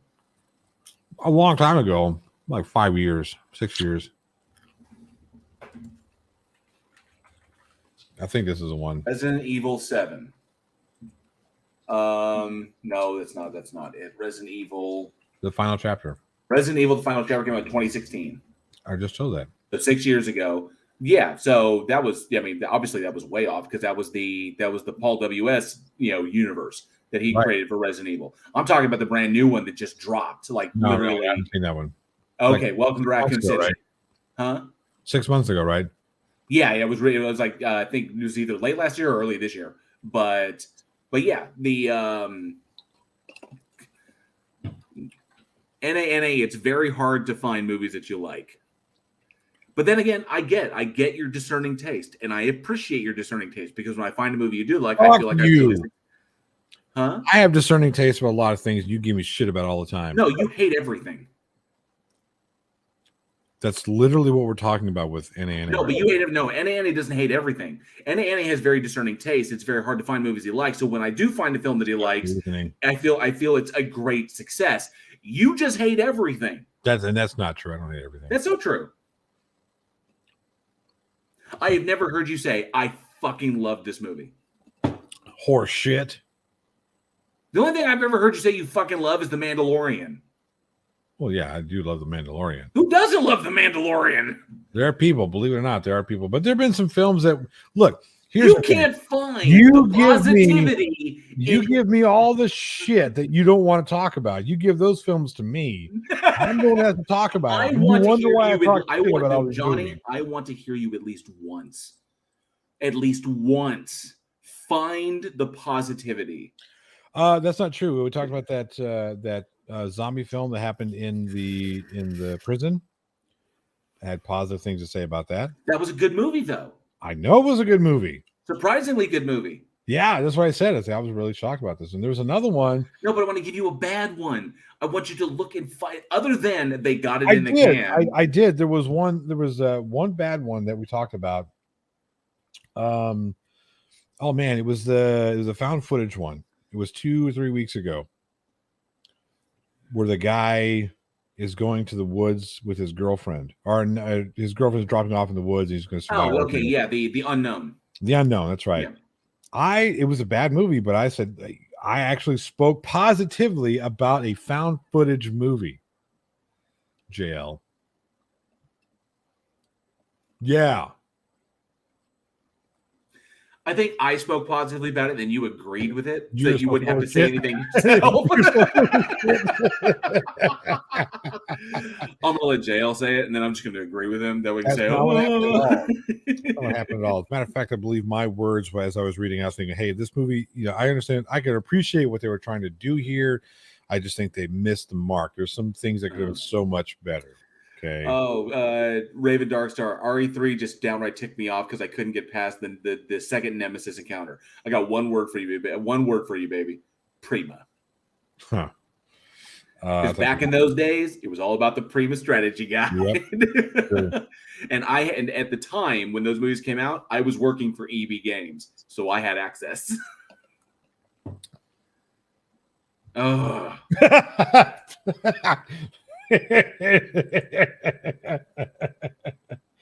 What was wrong with Blazing Saddles? Not a goddamn thing. Nothing wrong. Nothing. Nothing. I'm with you, Craven Mordick. I'm see that? Steady as a rock. I shoot with this one. Yeah. Shoot with this one. I don't even know what that is. Let alone. You've never watched GOT, have you? Did you watch any GOT? Game of Thrones? Yeah. No, I've never seen a single, not one. Okay, so yeah, but yeah, it's for anybody who's watched season 8. Yeah, it's pretty much that gets it, because season 8 was just shit. This is what happens when you try to continue try to finish a story that the source material has not finished on. So, well, he was when he finished, he was done. He was done writing the novels, wasn't he? No. He had another 2 coming. Yeah, he's nowhere near done. He hasn't wrapped up anything. So that's what happens when the franchise, when your adaptation IP has to finish it before the IP is done. It's like you got to tack something. It's very similar. What happened with Game of Thrones, and I know that there's probably a bunch of anime fans who are in the live chat right now. But what happened with Game of Thrones is the same thing that happened with Full Metal Alchemist. Full Metal Alchemist is one of my favorite animes. But the original Full Metal Alchemist anime ended before the actual manga ended. And so how it ended was not the way it was supposed to end. Then the manga ended, and then they did a second version called Full Metal Alchemist Brotherhood, which was how it was supposed to go. And then it ended the way it was supposed to end, which is why Full Metal Alchemist Brotherhood is so much better than the original FMA. So that's why I always say, if you're going to watch FMA, watch Brotherhood, because that's the way it was supposed to end, not the way it ended in FMA, because the manga hadn't finished yet. This is what happens. So same thing happened with GOT. Here's a nerd topic that we could probably bring in a few people on. I don't know if I want to do it on this channel because whatever, but there are some Jason Wanapert says, "What is Johnny's favorite sci-fi movie?" That's tough. That's really tough because I break sci-fi down into different genres. Like sci-fi horror, that's going to be Alien, hands down. The Thing. Yeah, I know. I always thought The Thing was more straight horror than. I mean, it was more horror sci-fi and not sci-fi horror. Okay. If he's going sci-fi first, yeah, then definitely Alien, because the Alien is straight up sci-fi horror. Yeah. Yeah, and then that's a weird distinction to make, but for some reason, it just makes sense. Geez, science fiction. That's tough. That's tough. That's tough. My favorite science fiction film. Just like straight sci-fi. It's like straight sci-fi. Yeah, thinking about it because you can't put the Terminator straight sci-fi. That's sci-fi horror. Terminator 2 could be considered straight sci-fi. That could be another sci-fi horror style. But yeah, right. That could be another sci-fi horror. Just straight up sci-fi film. I am so torn. If you want me to just like lay my cards on the table, I am legit 50-50 between two films. When it comes to just like legit straight up sci-fi, Right. I'm torn between 2001: A Space Odyssey Yeah. and Interstellar. Yeah, that's. I'm kind torn of where I between was those two films. So Yeah, I thought Interstellar. The thing that did it, and it's kind of funny. The things that the two things that I get on those films, the thing I get on both those films, are the soundtrack. One is the soundtrack, and one is a lack of soundtrack. right. If you look what Kubrick did with Space Odyssey, there's one bit of music, and then everything else is sound. There's no music in the rest of that film, and it's an interesting way he did that. I love how that works. And then of course Christopher Nolan's Interstellar, the soundtrack of that was fucking brilliant. I have yet to see a better tracked film than Interstellar. One might exist. I just haven't seen it. I have rewatched the docking scene. So just the docking scene alone, I can watch that. Just that whole like just thinking. It is, and this is what was so wild. It's not just a matter that it is visually stunning, Yeah, but and just Matthew McConaughey is just, I can totally get behind him just being like the go for broke, because he was an astronaut, but he was also a fighter pilot. They make that very clear, and it takes a certain kind of attitude to be a fighter pilot, like Top Gun and shit like that. There's a certain kind of cowboy mentality that goes with pushing it to the limit. I feel the need for speed. So when he pushes in there like that and brings the thing underneath the descending station to put to try and dock with that thing when it's in rotation. But the fact that they drop the science in there, it stuns my brain. Just think, because not only are you looking at it visually from a visual perspective, and it's just stunning, it's also the science behind it. Because I sat down and I watched that scene on YouTube, because you can just pick up the docking scene, and I've watched the scene numerous times, just trying to wrap my head around the physics of that moment, when how much torque is being applied to the docking arm of that little ship that they're in, trying to sustain this thing in orbit, to push it. Just like the velocities and what he's trying to pull off, and I'm like, holy shit! And just like what the rotational speed of 64 RPM, right? And it's like, god damn. And him fighting the G's, trying to, and then you're relying on robots to pick up the slack, and it's just, but just thinking about the physics of that just blows my mind. So yeah, that's why I'm torn. The artistry and pure sci-fi of 2001: A Space Odyssey or Interstellar. I'm straight 50-50 on those two. And I have to say that Interstellar, there are things that make Interstellar just superior to all films. Soundtrack is the number one, right? For me, soundtrack is number one. That makes every piece was perfectly placed. Everything swells, everything about that soundtrack is great, especially the scene where they're on the planet that's all water and they have that giant fucking tidal waves coming in. Yeah, holy shit, those aren't mountains. Yeah, they're waves. Yeah, and the way that the music builds with the swell of the waves, so fucking brilliant. But there's not one character, not one, who you could have casted better. Not one. Everybody from the shitty teacher to Michael Caine. Oh, Everybody played that role great. I felt his aggravation hearing this from these teachers when it's it's like Buzz Aldrin. I was like, he's gonna Buzz Aldrin these fuckers. He just punch them straight in the face. Yeah. And it was like I've been. It's like it's like wait a minute. I've been to space. Mm-hmm. I was a part of that program that you're denying. Like, you're lying to the person who did it. It's like, what? It's like, yeah, I think I'm gonna take you to a baseball game. And they're like, what? And it's like, literally, just go fuck yourself. I love the way they got pizza, and popcorn. I was like, best dad ever. I think I'll take her to that. I think I'll take her to that. Great. Yeah. But again, the thing was that everything about that movie was terrific, was spot on. There was not one mistake made. Not one. They even went back, and Cinema Sins did this whole thing where they went back and brought Neil deGrasse Tyson. Yeah. With Cinema Sins, like, we're going to send the shit out of this. And yeah, Neil deGrasse was like, no, this is the science. This is the science. This is the science. Like, oh, damn. and then they'd have to revert to like Data does and take off the 2001 Space Odyssey, brilliant. It's again that's our tie. That's our conundrum. It's trying to decide which one we would, you know what I mean?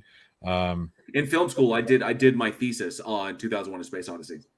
See your RF. Take it as the RF. Yeah, I remember watching 2001: Space Odyssey. I was young, but the first time I watched it was, I don't know, like 6 or 7 years old. And that scene where they learned to use the bones as tools, it was like, weapons. Oh, it was just great, so fun. I remember that, and I didn't really like put the pieces together of that thing until I got older and watched it again. Speaking of which, that 2001 Space Odyssey, if you go back to, let me see if I can find it, see if it's still up, but hang on a second. I have to look for something. Oops. Let's see if it's still on. So here. Master Wolf, you saying, what was it? Jerry's said Jurassic Park is in sci-fi. So there are sci-fi elements to Jurassic Park, obviously the whole like cloning dinosaurs and shit. But overall, that's an adventure movie. So it's a combination of multiple things. Like as pretty much the majority of Steven Spielberg films, it's also a coming of age story because the adventure of the kids. But it's pretty much an adventure film. And we're just trying to basically boil it down to just like straight sci-fi movies that don't really rely on elements of any other particular genre in order to tell a story, in order to get the narrative across. So just straight up sci-fi films that, like someone brought up Life Force. See, Life Force is a combination of sci-fi and horror. Just like Predator is sci-fi, is a horror sci-fi. Just like Terminator is a sci-fi horror film. Aliens is a sci-fi horror film. Whereas we're just talking like just straight up science fiction. Mm-hmm. So, all right. So we're talking about 2001: Space Odyssey. I took a lot of inspiration when I did when I designed the artwork for the Enemy Within album. I'm trying to find it online because I know it's out there somewhere. Don't say. I want to send you something. Send you something. All right, cool. Here we go. I don't want to forget because I know that and this is totally off topic, but it is, if you want to see the cringiest shit, because you've been looking at some cringy stuff with like First Amendment auditors and stuff. Well, that's weird. What's going on there? I'm freaking out, man. I'm freaking out, man. You are freaking out. You are freaking out, man. Oh, Master Wolf asked for my thoughts on the Vic Mignogna situation with Funimation and his slap suit against Vic Mignogna is a piece of shit. And I'll be straight up. That's just my opinion on that. I think Vic Mignogna is a piece of shit. I think Vic Mignogna got a big ass head. He voiced Eric Eldritch in Full Metal Alchemist, and I think it went to his head, and he tried to to be like, oh, I'm this big bad motherfucker, and he blew what could have been a really, really huge career in voice work. Now it's that's just that happens sometimes, and it's the same thing that happened with what happened with Vic Mignogna is the same crap that happened over on Critical Role with the one guy. There was one dude who was originally with Critical Role. It was originally with that group, and then he's no longer with them because of his behavior. And there's a reason that there's a dividing line. There's a reason why so the guy who voices Roy Mustang and the girl who voices Lust, okay, have had amazing careers, because they understand both the politics and the business side of that. Vic Mignogna is one of the ones who did not grasp that. And his slap suit was pretty much just him just trying to swing his dick. That's why it was dismissed as a slap suit. And, he's just a piece of shit. That's pretty much what it is. He's a piece of shit. Well, there we are. So before we get back into it, what I was talking about here, see this, all this is supposed to, this is umbilical cord that goes on. The back side of the album is like the baby from 2001 Space Odyssey. Oh, okay, cool. So yeah, that's where I took the inspiration from. So again, one of my favorite films. That's cool. Liam Wakefield is one of the harmonica player from the old band, was a primatology expert for those scenes in 2001. He also got to play in a suit where he was demonstrating the locomotion of semi-bipedal apes. That's pretty cool. Nice. That's pretty badass. I sent you the, I didn't want to forget it. I sent you the cringiest shit that I've ever found. This is still on YouTube. It has not been taken down. It's straight up on YouTube. It is so cringe. This makes it is now a rate. If we were to compare JM Truth cringe, if we were to compare, did this thing give JM Truth a run for his cringe money? I've seen this. The rapping for Jesus. I shit you not. Rapping for Jesus. Just because.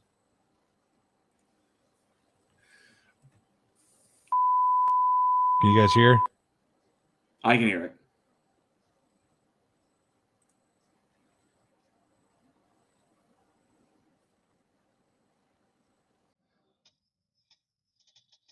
Well, I wrote this song for the Christian youth. I want to teach kids the Christian truth.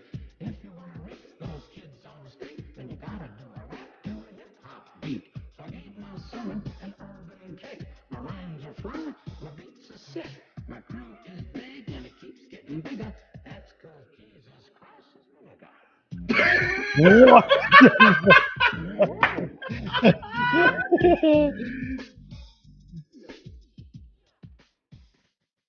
He's a life changer, miracle arranger, born to the virgin in a manger. Water to wine, he's a drink exchanger, and he died for your sins. I preach the word, that's my gig, and I rhyme better than Notorious Big. All the other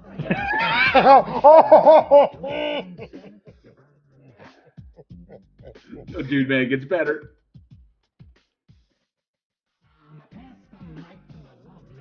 She's a fly MC and the light of my life. So to bust the rhyme without further ado, take it away. Jesus Christ is my nigga. Oh my God. And he was sent to earth to elucidate the way that we should be.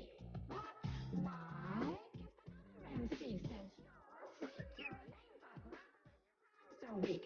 I don't get mad and I don't critique. I forgive him and turn the other cheek. I don't blaspheme and I don't brag. I don't cuss and my pants don't sag. I do exude a little Christian swag and I'm proud to be American. Jesus Christ is a nigga.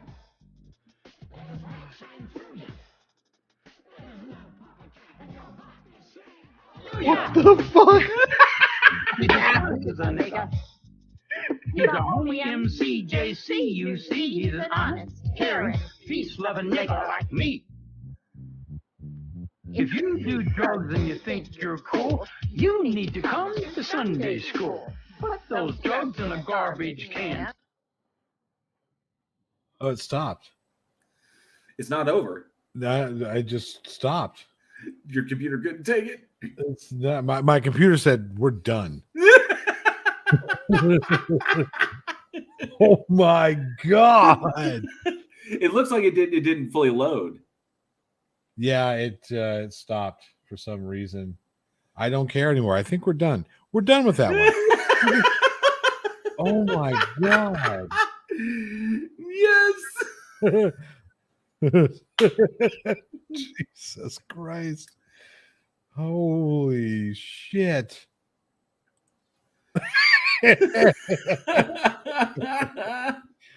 Wow. So here's the question. So I looked into this. Do you think that this is real? Unfortunately, I do.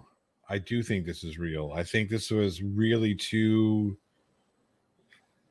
just deranged preachers who said, "Hey, I have an idea. Let's make a rap." And as two of the whitest old white people, we can use the N-word because we're rapping.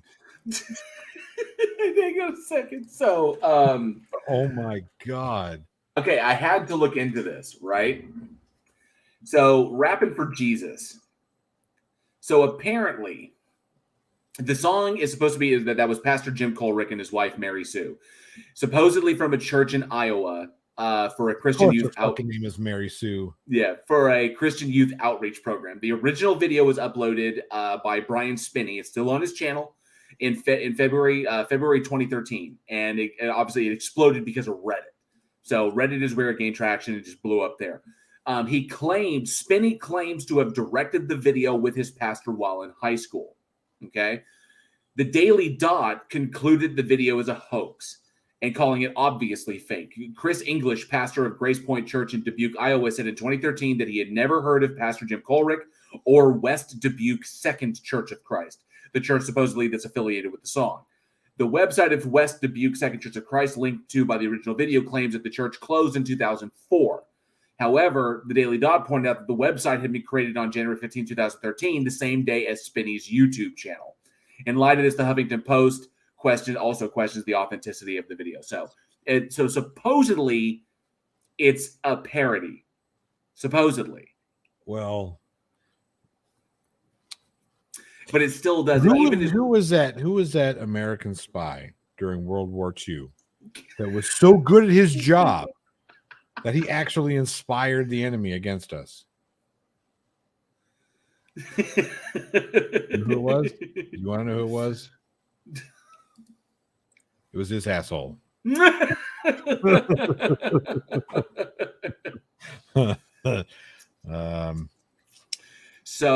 yeah, that's apparently so. Brian Spinney claims it's cheesy. It's obviously cheesy. It's bad. It's painful. The Dallas Observer also hated it. They said it had a negative impact on the public perception of Christian rap. Why is there such a thing called Christian rap? Not 100% sure, but you're a Christian. Oh God, no! Stop it! Stop. No, you gotta. If you can finish it, you gotta finish it. I don't want. There's not that much left. Everybody send all the hate mail to jlwarren@gmail.com. Word up! I'm freestyling.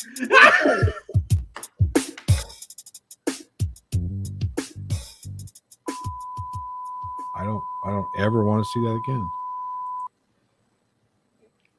There's beeps.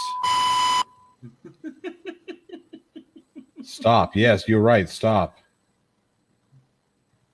No. Oh, that deserves a Vader no. It does. Holy shit. You need to have that clip queued up. No. God bless America. So yes, I wanted to show you that because it's old. It's gotten a lot of views, but I think it's long since died off, and not a lot of people may be aware of it just because it's buried within it's buried within the library of YouTube. But I recently came across that at random and it was like, what the fuck is this? Oh, I've got to look into this. Should I cover this? I was like, no. I didn't know if it's real because it's so cringe. You got to be like, is this thing real? It's kind of like. The funny thing about it though, right? Because we're talking about how cringe it is. Is it real? But we've seen cringier shit. We've seen cringier shit that is real. That is real, which is why this is believable as real. Armageddon's fire. If God saw that, he might think twice. Well, I was going to come back This shit Tuesday. is why the aliens don't talk to us. I was happy being unaware of it, says Cindy Sue. Well, there you go. Once seen, you cannot unsee. The old white yuppies really put it over the top. Yes, they do. Yes, they do.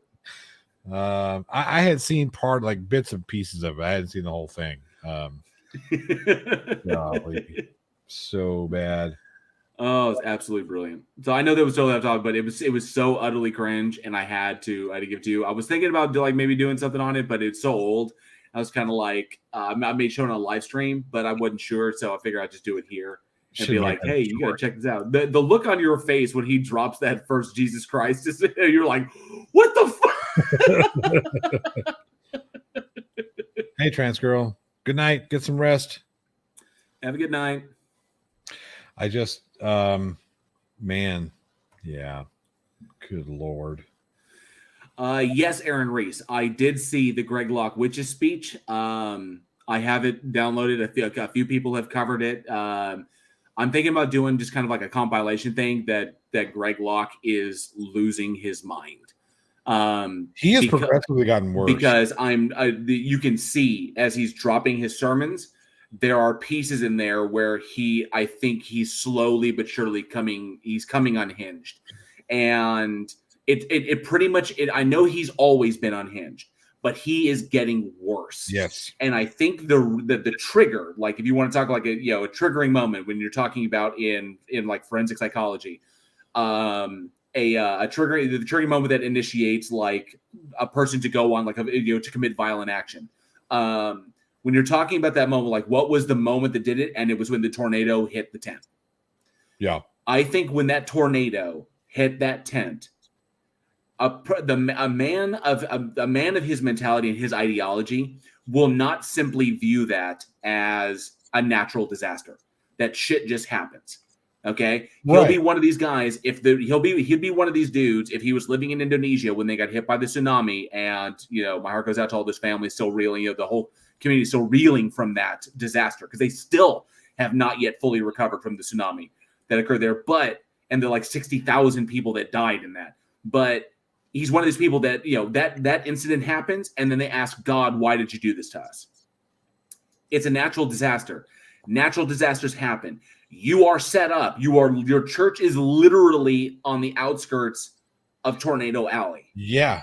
Tornadoes happen. They happen from Florida to pretty much New Mexico. You're in the danger zone. Mostly the danger zone is like you hear Kansas, Missouri, Oklahoma, Texas, they're kind of like down there in the Midwest. But the reality of it is you're in an area where tornadoes happen. The same thing that happened to you randomly is what happened to Joplin. It's what happened to any major city that's been smeared. I mean, Joplin was damn near wiped off the map. You're talking about your tent got knocked down. People in Joplin lost everything. I was in that May. Was it May 5th, 1995? May Day 95 or 94? It was 95. I was in that storm. We were driving back from. My father had picked us up from Waco, and we were on the way back from Waco on 35, about to get on 20, and we look over and we see this gigantic wall cloud that is green, like fucking pea green. Like, holy shit, this is gonna suck. I watched fucking hailstones this big go through fenders. That shit was, and Joplin's not alone. Many cities have been flattened by tornado. There have been entire cities that have been wiped off the face of the planet because an F5 just happened to run through that town. Right. Joplin was so devastatingly hit, and there have been a number of others. And they're not. Joplin was just one of the worst. And because I actively worked with I didn't get to go up to Joplin because I had a job, but I did my best for relief efforts here when I was in Texas to try and help because it was so bad. We're talking, people, it wasn't just like, and it was so bad. Red Cross and FEMA had difficulty coordinating anything. It was like Katrina all over again. Yeah. And so I tried because, Katrina happened so early on and I was young. I didn't have money. There was nothing I could really do to help. because I was up in Texas, and that was all pretty much taking place in Houston. And everybody trying to help was actually making the situation worse because because the government failed. The government failed, and then everybody tried to rush down there and help, and it made the situation even more complicated. You're thinking of Rita, not Katrina. Rita. No, that was Rita. Katrina. When all the refugees came into Houston and overloaded Houston. And then when Houston was overloaded, everybody ran down to Houston to try and lend a hand. And all of the additional influx of people destabilized everything because it became so chaotic because nobody knew who needed help. No, it was just a complete total clusterfuck. So when Joplin occurred, I tried to do my best when I was living in Dallas, and just a little bit, but I was just more aware of that. This was a random event that knocked down his tent, and the way he has interpreted it, I firmly believe that Greg Locke thinks the devil sent a tornado to knock down his tent. Yes, John Farrell. Yes, and yes. Sorry. Go ahead. So I firmly believe that that's what Greg Locke thinks. Ever since that event occurred, and the fact that he has not all of a sudden just blown up and gotten bigger because of this. We got knocked down so that Jail is dressed like Lando when he was in Han's clothes. and even better. What does it say? Stupid people? Yeah. Let's find a cure for stupid people. Yeah. What's up, Charlie? So I firmly believe that he thinks that Satan sent that tornado, and he is more distressed because they have not bounced back as fast as he thought they would. Right. He thought that would be an opportunity that by the grace of God, because they got knocked down, they were being attacked, and that they were resilient, that they would basically kind of like get back and come even bigger, be a bigger tent, be more people, huge congregation. Right. Christians will see our resilience and they'll flock to us because we're so strong in our faith. All right, that has not happened. And so he's taking that really, really personally. Like he's now everything that is a roadblock to him, to his success, or to him like getting larger, anything that's a roadblock is now an attack from Satan. Yep. Which is why he's now standing in front of his congregation, calling out members of his congregation for being witches. And saying you're casting spells against. It's like, no, dude, you're nuts, and no one wants to fucking support you except for other crazy people. Right. My goodness. It is. This guy is just. Like I said, I first came across him with the whole Dunkin' Donuts thing. So I did that video where he went to Dunkin'. I need my 5 cream, 10 sugar, 2 medium coffee. I was like, God damn, dude. And then the whole like diaper on his face thing. Yeah. Yeah. So. And that and him getting knocked off Twitter. Him getting banned from Twitter and then losing the 10 the tornado. Yeah. Huh? He was such a baby about that. I dropped it. I had to make a video about it. It was so bad because he mentions like that I'm verified so many times that he got that blue check mark. And he mentions the blue check mark that he has on other social media platforms. That he's verified on other social media platforms. That's because he's a fucking egomaniac. Yes. He's a narcissist is what it is. It's what it's about. And so I can't believe they knocked me off and I'm verified. I think he mentioned his verification like 9 times. And that it was ridiculous. It's like, could you be more transparent? And I'm like, come on, dude. I mean, is this how you were? Is this why your first wife left you? Because you were banging the new chick in the church who you're now married to? Yeah. So I can understand why she may have left his ass. But, he's a detestable human being. He really is. He really is. And now his narcissism is taking a hit by the powers that be and by motherfucking nature. Yep. When it's Twitter, you can be like, Twitter's trying to silence me. The powers that be. But when it's Mother Nature, what are you going to do? Yeah, who going to attack? Right? So Layla Mills says, ever heard of Jesse Lee Peterson? Unfortunately, I have. Yes. Lee Peterson. That guy is so fucking. He is so gone. He is. I don't generally throw around the term self-hating black person. But I think Jesse Lee Peterson fits that mold. Oh yeah, he's say that racism doesn't exist in this country. Are you fucking high? Yeah, he's a lunatic, and he's also an incel. So Yes. he's got extreme female issues, like women issues, like Yes, he big does. time. He's got hardcore problems with women. And Oh man, I my first introduction to him was when he was on Modern Day Debate with Professor Dave. Professor Dave, that's right. That was the beginning of me losing all respect for Modern Day Debate, by the way. And it was weird. I remember that because it was like it was so bad. It was so cringe, and he was so cringe. It was almost like Professor Dave didn't know how to respond to him. It's like how do you respond to some asshole just yelling beta? Yeah, it's like how it's exactly. And I'm not trying to compare. Professor Dave is so much better than I am. Same shit that I face against Red Vlad. How do you respond to that? Right. It's like what? It's like is this going to be pretty much the end? It's like Professor Dave's like, okay, wow. I had an idea of what you were. This is not what you were. This is. Do I want to be in this situation? Because the situation. I mean, this is supposed to be a debate, and I'm feeling uncomfortable. So yeah, it's really, really. I just apparently he's a closeted homosexual. That's what I just read that from Aaron Reese. He accidentally tweeted a gay porn link, rescinded it, then closed the social media down. Whoops. The internet lives forever, Jesse. The internet is forever. It is forever. You put it out there, it'll be there. Yeah, I when I saw the Jesse Lee Peterson versus Professor Dave debate on racism. Does racism exist? I'm thinking, I don't understand what's going on here. And then I saw the debate thinking, why the fuck was Professor Dave tagged for this debate? It is kind of odd. Yeah. Yeah. It seemed like, I'm going to clout chase on somebody who's got a 1 million subscriber channel. I would have put Jesse Lee Peterson up against G-Man. And not because G-Man's a good debater. It's because G-Man firmly believes that racism is alive, and he will pull the race card every opportunity he gets. And I would have put those two up because, one, they both have opposing positions, and two, that would have been a dumpster fire of all dumpster fires. Oh, yeah. That would just been like the skies would lit. I mean, we could have plugged that shit into the grid and lived totally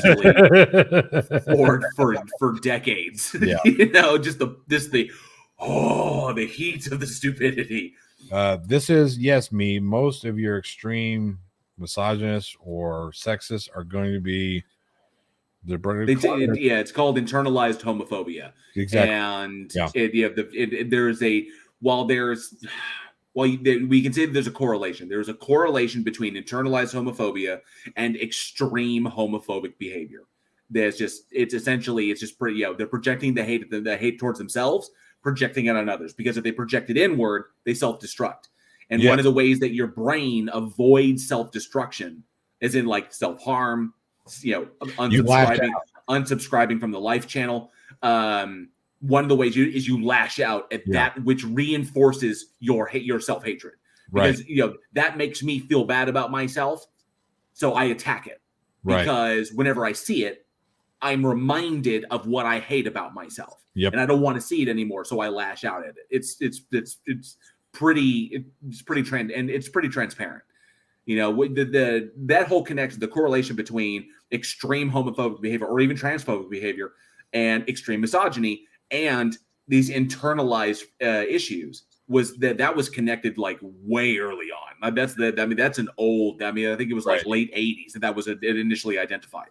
Someone said, "Wow, seems to be a lot of these like extreme homophobic people out there," and then they wind up getting caught, with like a gay escort touching feetsies underneath the or something weird. Who was that? Oh man, he was like pro-conversion therapy, anti-gay, anti-homosexual, everything, and then he was caught in one of the men's rooms, like in the airport men's room, that thing where you put your phone. I vaguely remember that. Oh, geez.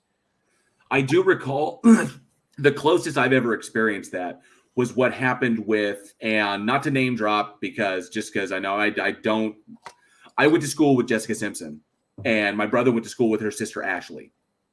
And Jessica Simpson, I was in junior high with her, and I was in high school with her, and then she left high school to go basically for her movie career and do her whole thing. And she was being tutored, and she got her degree that way anyway. So, but Jessica Simpson and I went to school together, and I'm familiar with her, and I'm familiar with her family. I'm familiar with her relationship with Lane Garrison, who I absolutely loathe as a human being. I don't know why he still has a career. It pisses me off, but that's beside the point. Her father, Joe, was a minister and was hardcore about that. Got caught up in the exact same thing. And they had money because she had a career. I think she has a clothing line that's worth like $1 billion now. But obviously their family got crazy, stupid wealthy. And then her father, Joe, wound up divorcing their mom and leaving her for, I shit you not, you can't write this shit, left her for the pool boy. There you go. So, and that came out. That came out after the fact. And all of a sudden, the family was I see very... what you did there.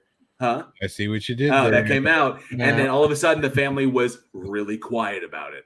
It's like, whoa. And all of a sudden, it just disappeared. So that was the whole... I mean, I was like... But anybody who knew the family knew that was a thing.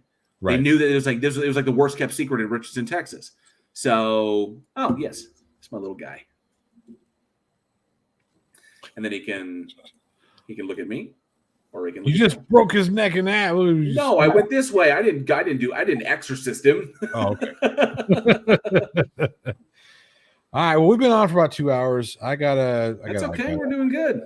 We are doing good, but I got to get with Eugene on some stuff. Is there any like new news or anything I should be aware of? I mean, was he doing anything major today, or?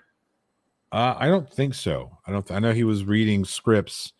He was reading scripts, and I yesterday I was like, "Hey, let's compare notes today." So we're supposed to compare notes on some scripts. I found out what these guys just recently. I found out what these guys like sound like in real life. Oh yeah, it's beyond cool. Yeah. I am not ditching you guys for you. You technically are. No, I'm not ditching you. We got a good thing. We got good momentum going here. I'm dropping you off back at home after, being well cared for, lovingly cared for. And here we are finally getting into a topic of conversation that I'm really, really good at. And I mean, other than like comics and movies and like nerd shit, but the stuff. I mean, that was one thing I really wanted you on. What we discussed it a bit. The kind of the Christian nationalism and these pushes and shit like that. And I don't know if you saw the live stream where I called. I never got your opinion on where I talked to Judd Strom here in. I thought you handled it really well. I thought Judge Strom. Maybe he was I don't think he was placating you at all. I think he generally didn't know. But speaking of fucked up shit, we'll give this a little bit of fleshing. Did you see the recent there you go. Did you see very poor choice of words. The research has come out of Texas about transgender kids. Wait. Who did? Greg Abbott, oh, motherfucker. Yeah. Okay. So Go. Yeah.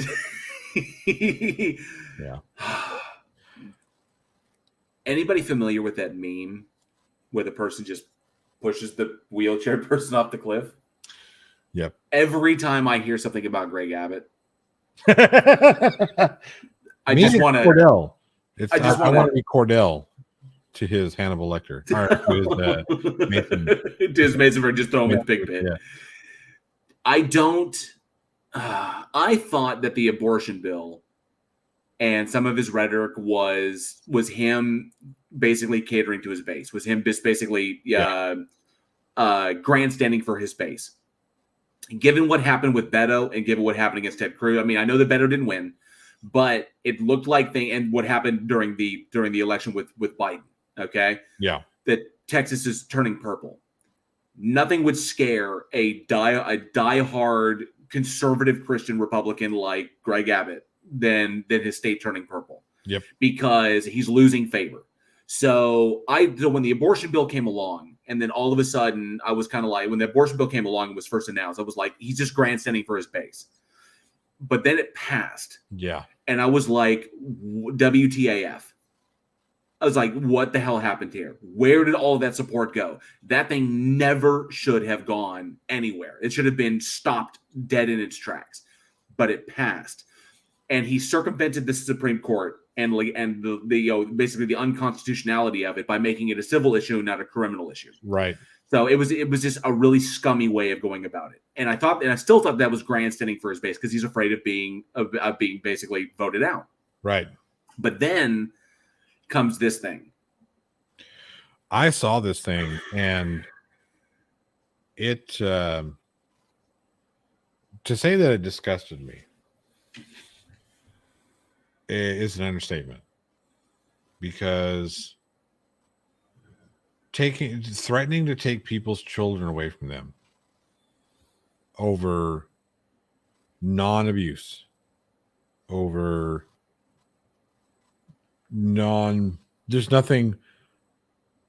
there's nothing wrong with allowing a child to explore his or her identity. Nothing wrong with that. That's what children do. We did it growing up. I'm not saying we were, transgender or anything. I wasn't. I don't care if you were. I mean, I don't mean that like in a mean way. You know what I mean? It makes no difference to me if that was part of your journey, is part of your journey, or will be part of your journey. If that's who you are, that's who you are. I accept you for you. You being a general term. God damn it. But to sit there and say, oh, I'm on StreamYard, I can't do anything about that. Mods, take care of that asshole. Gary, we're going to agree to disagree on that one there. I'm going to side with science on this one, but we're going to leave it at that. But to say that I'm going to take your children away because they are telling they're putting out that they are transgender, or going through gender affirmation, right, to make if there is going to be a transition, to make it easier, or to maybe help them assure what whatever it is. Maybe they're not trans, they may just be confused, and they think they might be, and so they just need that kind of affirmation, and so decide, oh, I am trans. Okay, but because to think that just every person who might think that they're trans is actually trans is not the case. Right, exactly. And what gender affirmation therapy allows children to do, especially minors to do, is to basically walk through the steps to help them determine who they feel they are. Right. And that's the point. Because some people think it's like, oh wow, I did have a different idea in my head, and now I understand it better, and now I understand who I am. Because we don't know everything, and we are not born with instruction manuals. That's the point of that. So, and essentially, what Abbott is doing is essentially saying that going through this therapy, anything that was be gender affirming, could result in DP and Child Protective Services coming in and taking your children from you. Yep.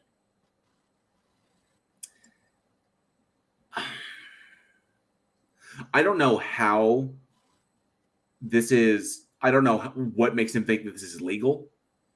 I don't know. And after the whole fucking abortion thing, I'm seriously thinking that it's gonna be upheld. That this will be the standard in Texas, at least. There's a lot of things that are going on in some of the southern states that are in line with this type of shit. Like you saw what was going on in Oklahoma, those bills that are trying to be passed up there. And you and I were thinking maybe it's just pandering, but then some shit like this happens here in Texas, and it's not pandering. Right. Go ahead. Okay, so someone put in there, friggin' Pope says it's terrorism. He's using a lot of terrorize people. Yeah. And this is entirely a possibility. That Greg Abbott, realizing that Texas is turning purple, is essentially pushing for agendas and basically, setting up these things that he's essentially making Texas uninhabitable for people who don't agree with these things or hold opposing positions. Right. That there's no way to fight them. There is no reason for you to live there. So if you oppose these things and you don't agree with them, get the fuck out. Because if he gets rid of them all, then his base is secured. Yep. And he can go on being governor forever. Because if anyone would try to convince me at any time that this is not about fucking money, because Greg Abbott said it was about money from the very beginning when he passed that law saying you can that limited the amount of money you can get from a civil settlement. By the way, that's how he got his millions of dollars. That's how he did it. So the minute he said, I got rich, now I'm going to pass a law so that no one else can get rich the exact same way I did, it's always been about money and power for Greg Abbott. That's what it's about. Yep. And Greg Abbott is doing this to ensure his seat in the governorship for as long as he can. If your state is changing and you see the end of your run coming, what the only thing you can do is either you change your position and go with them, but if you don't agree with the other position, you want to steadfastly hold your shit, you just make the state unlivable. And then all of your opposition goes away to other states. It's the only logical thing I can think of. Just make the state so detestable to liberals. Don't agree with you.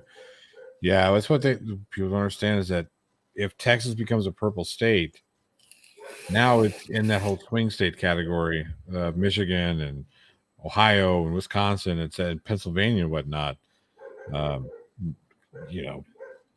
In elections, Republicans, they rely on Texas being red. Yeah, it's a huge 21 votes. There's 21 electoral college votes. They rely on Texas being red. So yeah, it's a key part of their strategy to have as few swing states as possible, and that's both sides, right? Both sides want that, right?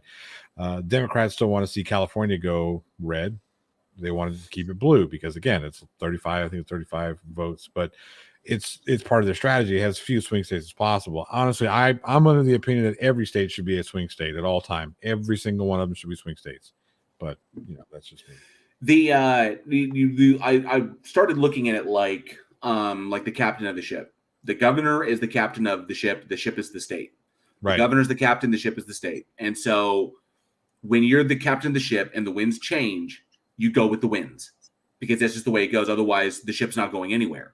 What happens if you get stuck and you're trying to sail against the wind? You go nowhere. In fact, you go backwards. Okay. If you try to fight the wind, you're going to lose every time. So, but this is not like a pirate situation or like a situation where we can mutiny against the captain. Well, technically, we could mutiny against the captain. Yeah. We could. I mean, just Texans could technically do. I don't recommend that because that will be really, really bad. But you technically could mutiny, but people are not going to mutiny. We can't take the time off work. So I can't afford it. I got to pay rent. People got rent to pay. That's the whole thing. You think a revolution is ever going to occur? People got bills to pay. The banks don't care what war you're fighting. You owe your mortgage on the 1st or 15th. Yep. That's the way it goes. I don't care whose freedom you're fighting for. That's the sad fucking thing about it. The banks don't care whose freedom you're fighting for. Your mortgage is due. They will foreclose on your ass because that's capitalism, baby. Not to knock it for what it is, but welcome to capitalism. It's gross. People are reduced to numbers. That's just what it does. It's just what it is. So when it comes down to it, the governor has one option. You either change the direction of the ship to go with the wind, or you turn into the wind and make the situation on the ship so unbearable that your crew just leaves. Yeah, right. And the crew he wants to leave are all the people who would vote against him. And so they'll jump ship. They'll take off, and all that will be left to crew the ship are the people that will love the captain for getting rid of all the people that disagree with them. Then the winds turn because they have no other option, because that's the way it is. Then it doesn't matter. That's what Greg Abbott is trying to do. He is literally trying to just make the state unlivable for any progressive thought. Progressive thought is his kryptonite. And if he basically says it just doesn't exist here anymore. So, I don't live in Texas anymore. I live here in Oklahoma. We're almost at the point right now where we're officially Oklahoma citizens and we can vote in Oklahoma elections. We have to be here a year first. Yeah. So we're almost at the point where we will be full-fledged Oklahoma citizens. Really? Has it been that long? Coming up on it. Yeah. Wow. So we're almost there. So once we get there, then we can vote in Oklahoma elections. That's why right now it's been about spreading awareness about that House bill and doing that, just spreading awareness. But once I'm a full-fledged Oklahoma citizen and I can vote, you can guarantee I'm hitting the ground running. So I've organized stuff on the ground here. I'm trying to coordinate all of basically trying to coordinate the scattered atheist groups around the area just to try and get them all on the same page. And just essentially that's just kind of what I'm the focus of my channel was to do that, was to be more of an impact on my community. And unfortunately I'm not doing that in Texas, but it sucks. I mean, it seems like I got out of Texas at the right time, because it's getting really, really bad. Like really bad. There's some interesting things going on here. We got some things that, again, we don't like to talk a whole lot about politics on this channel, but these are some things that these are some of the things you should pay attention to. ATV Thunder for $5 says, "Woohoo! I finally got to catch a live stream after work. Johnny O rocks. No ATV Thunder, you rock. Thank you for that $5 super chat. I really do appreciate it. You guys are awesome. Yeah, I mean, these are the things that we should take a look at. Your local governments, that kind of thing. I mean, I do encourage people to be involved. I just don't like to talk a whole lot about my particular opinions. Well, I think there comes a point, and I agree with you. I don't mean politics. I'm not a super fan of it. I don't just for what it does to people. But there's a difference when we're talking about just like politics, like just straight politics, when we're going into totalitarianism, right? And I know it's beating a dead horse. This horse is long dead. It's decomposed. It's trying to return its elements to the universe. I get that, but Trump set the stage for this. And it's not, and we all hoped beyond. I'll say this. Trump gets a lot of the blame for this because of the way he presented himself. A lot of this stuff had been has been in motion for as long as I can remember, since the 80s, maybe even before the 80s. Talking about, like conversion and the transgenderisms and the rights and whatnot. It's just, I mean, Trump, me says Trump is just a symptom. I would tend to agree with that. I would tend to agree that Trump is a symptom. He took advantage of a kind of an underground yet popular enough. Well, that was the thing. That was the big thing he did. And I can agree with that as well. To a degree, Trump was a symptom. And he was. There was an underlying issue, and Trump was just a symptom of that. He was a boil that cropped up, whatever. We can agree with that. But Trump did something that no one before him had done as a symptom. Like these individuals that pop up and like blah, blah, blah, blah, and eventually they go away. Yeah. Like bad acne, eventually they go away. But what Trump did something that none of them had done before, and that is he galvanized a certain group of individuals in this country that had long thought they had no voice. That many of the people who stood up for him and tried to rallied to him. January 6th occurred because Trump galvanized and gave a voice to a subculture of America that had long believed since Reagan, right, that they had no voice in this country. These are fuckers who didn't vote. These are fuckers who were afraid the government was coming from. The Ruby Ridge people out there like that. That is who Trump galvanized. He literally got up there and said, all you people who thought you never had a voice, that all you see is the government just taking and taking, and you losing and losing, and in every single way you turn, everyone's working against you. You have a national voice. And then all of them, because there were enough of them, but they had no unifier. They had nothing to bring them together and to coalesce them into one thing. Well, and that's what Trump did on a national stage to bring them together. together. And so Trump allowed them to be that voice. And so they all stood up. And then we realized how many of these people there actually are. The disenfranchised, angry, and the disenfranchised, the angry, the anti-government. And so they all rose up along with him. And that's why January 6th happened. Things like that occur when certain groups are given their voice. Now, these people should have always had a voice. Yeah, right. And that's what I was going to say. my grandfather, who World War II veteran, Papago native, grew up like Ajo, Arizona, Los Angeles, etc. Right?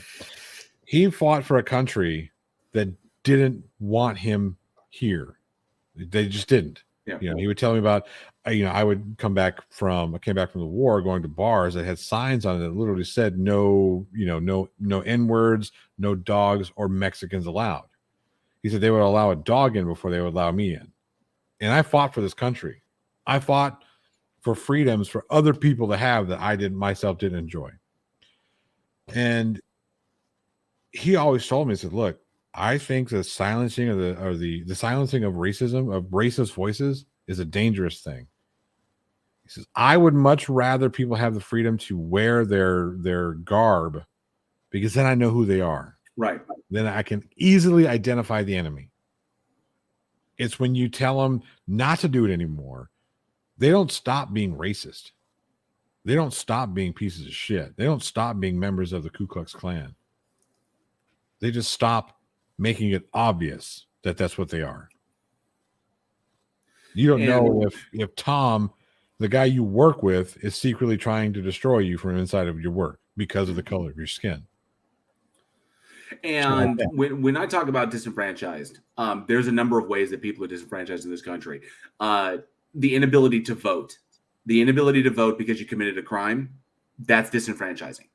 Because you no longer have a national voice. You no longer have a voice. You are literally you're a substandard citizen. You're a second-class citizen who counts for, and this is another thing I don't want to get to because this is a rabbit hole that goes really deep. But if you talking about prison population, you don't get a vote, but you count towards yeah, exactly, your constituent.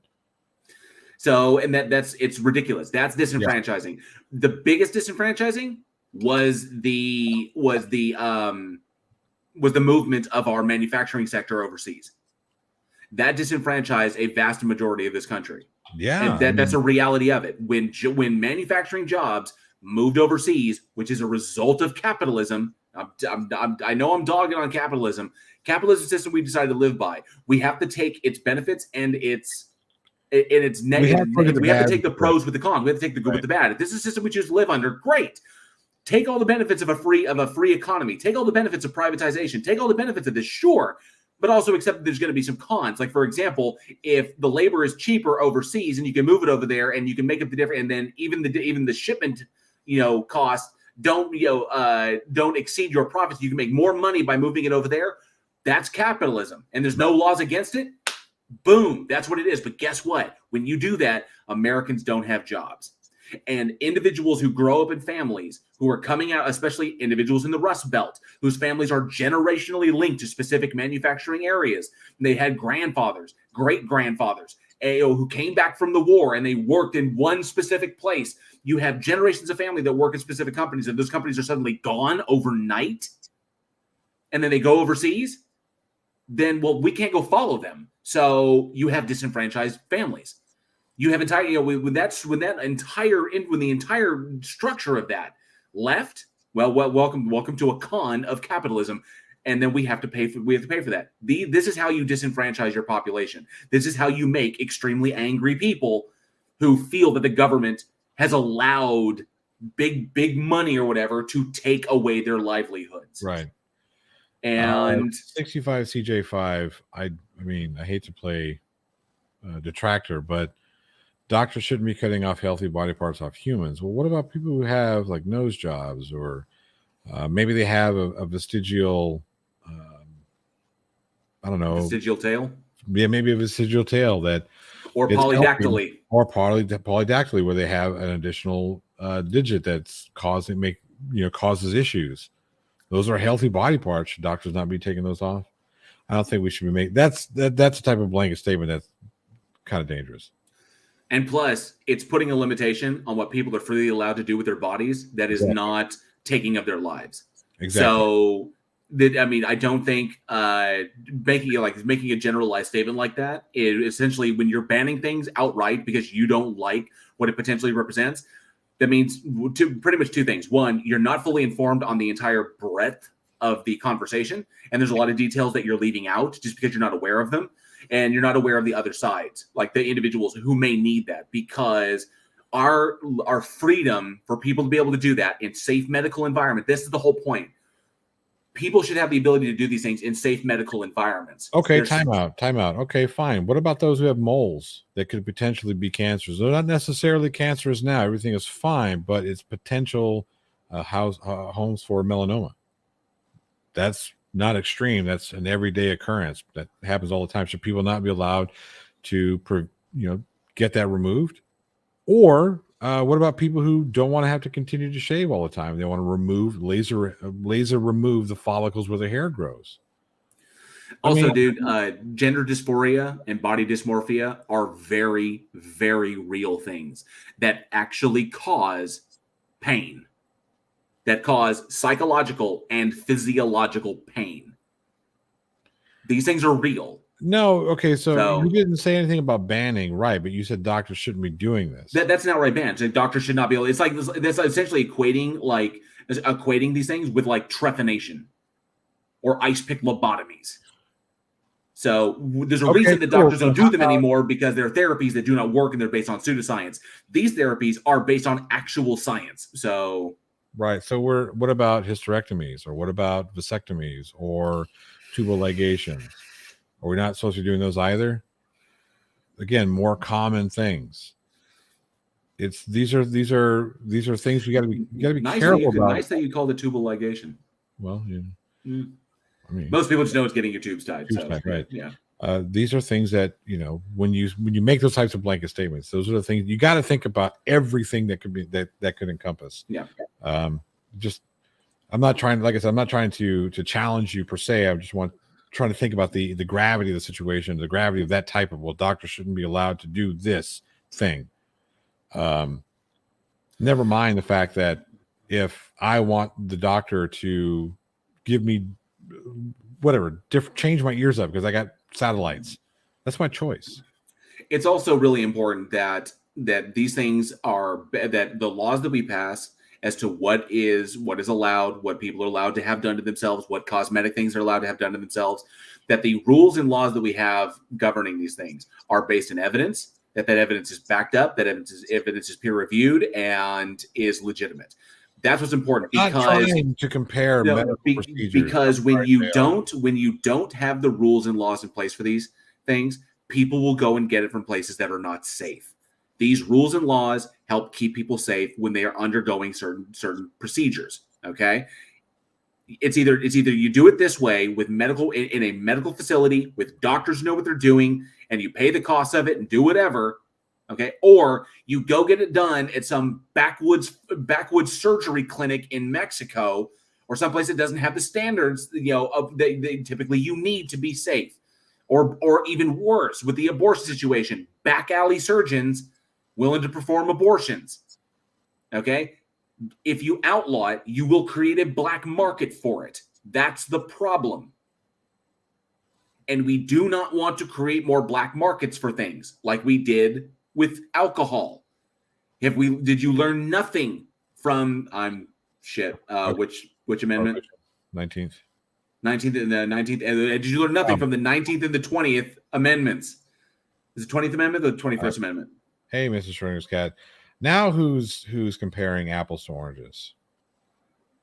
Cutting your leg off for cosmetic purposes is not the same thing as gender reassignment. Not the same thing at all. It's also not against the law. Right. It's also not against the law. It's not against the law. And if you have a doctor do it and it will alleviate your deal, and then you're there and you've been through the therapy and it's understood that you were suffering body dysmorphia, and that thing will improve your livelihood, and this is determined by you and literally a battery of medical professionals, both psychologically and physiologically, that you could live your life and be healthy and happy and not have a leg. Yes, you could have that done. Go for it. Do it. If it'll make your life bearable, if it'll make you able to live your life and be productive, you can be productive with one leg. Who's to say you can't? Be a productive member of society. Be happy and healthy. If that's what it takes to make you happy and healthy, go do it. But do it safely. Do it with medical backing. Don't just go into your bathtub and try to cut your own leg off. So you bring up the old black market argument as if this is very dismissive. You're dismissive of the fact that back alley surgeries happened. Oh, Back alley Angel Rivera picked it. It's 18th and the 21st. first, yeah. Yeah. Sorry. Those it's not called a coat hanger abortion because, well, those things happened. Okay. And we see those things happening again where we're limiting access to healthier and safer options for women. I know, and look, I understand. I get it. I understand your point of view. I understand you think it's wrong, and I support you having an opinion. I want to make sure that everybody understands. You are more than welcome to share your opinion here.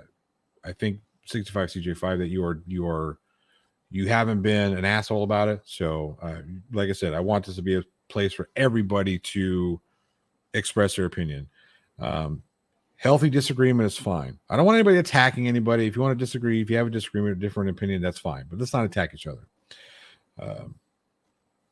Stop being over dramatic. I'm not being over dramatic. I'm not being over dramatic at all. We want to. We're using abortion. Well, we're using abortion, bringing up abortion, even though that wasn't the initial topic. We're talking about abortion because it's a medical procedure. Because we're talking about medical procedures. We're not talking about what specifically what it's doing. We're talking about a specific medical procedure that removes something from a human body. Okay, and abortions are included in that. So it's talking about when you're having something removed from your body. It's everything. You have to look at everything from removing moles that could be precancerous, to vasectomies, to tubal ligation, to abortions, to body dysmorphic issues where individuals want parts of themselves removed to make their lives more bearable. So it's all included. Right. You have the right to do these things. And when you outright ban things, it becomes deeply problematic. That's why there are a battery of rules and laws that govern these things, state by state and federal. Like who can do it, when they can do it, what needs to be done before a person can go through these things. It's not just you just walk into an office and be like, chop my fucking arm off. You got it. Because you could be a crazy person. 65 no, we're not just using extreme situations. I brought a lot of not extreme situations to light as well. Yes, we highlighted some of the extreme situations. We also highlighted some of the more common situations. Yeah. You're being a little bit dishonest in your rebuttal. That's what I'm saying. I didn't want to claim it. It's just like I think they're not as informed as they should be. There's a lot of information out there. I think you just need to get educated on it. Both sides of the situation, not just your own, because there is an entire world of information out there on the other side of this that you don't have. So you need to look into that. In me, you are correct. All situations should matter extreme to benign, because when you don't take into consideration all of the variables, you're going to miss something, and mistakes happen. Right. So yeah, again, respect your opinion. I disagree with you for several reasons. And I think that we don't need to be mandating what people can and can't do with their bodies when it's something that is like gender reassignment. That's, like I said, that's let them. If somebody has come to the conclusion that they need gender reassignment, that's between that person and his or her doctor.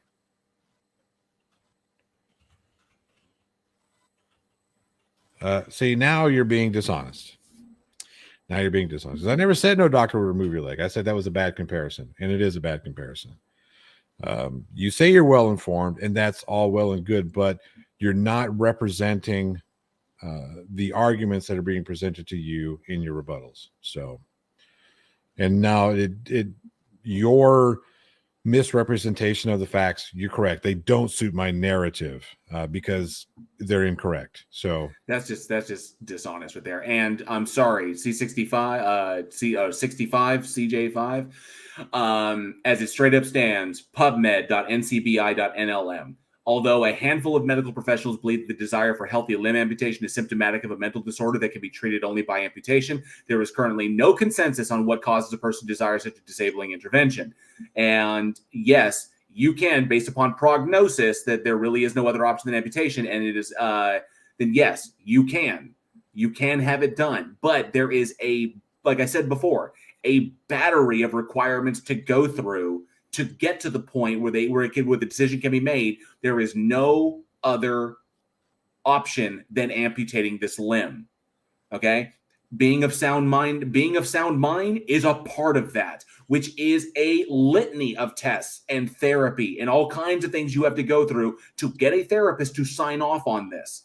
And then you have to get the surgeon to sign off on this, and you have waivers you got to go through. Then you got to pay for the whole thing. There's all kinds of things that go through with it. But yes, if you have the money and you go through all of these steps, like I said, it's not just I walk into the doctor's office, say, I don't want my arm anymore, please. And they just go, you got it. Local, let's hit you up with some lidocaine and go to town. Right. That's not the way it works. There's a reason all of these things have been put in place. Okay, look. Just as jailed illustrated, you can't just walk in and say cut my arm off. You can't just walk in and say reassign my gender. No, it's not it. You again, this is why I question your knowledge of the subject. This is why I question your research, because I don't think you know what you're talking about here. You don't just get to go to your GP and say, hey, you know what, I felt like being a woman today. Done. No. There are so many hoops you have to jump through. Aaron Reese brings up even hormone replacement therapy, which is temporary. Yes. Okay, because if you go on HRT, you're on that for lifetime. You're on that for life. Okay, you go on HRT, that's a temporary thing, and even that requires psychological approval, psychological consultation and approval before you go on HRT, and that's temporary. Because if you go off of it, then your original hormones will come back. Yes, which can cause an imbalance and that which causes a whole host of issues. The patient at least has to be made aware of all of the problems that can come along with these, the side effects of this. Just changing your hormones can be problematic in and of itself. It can be done, and people go through it every single day. There are people who will be on hormone replacement therapy their entire lives, but there are things they deal with.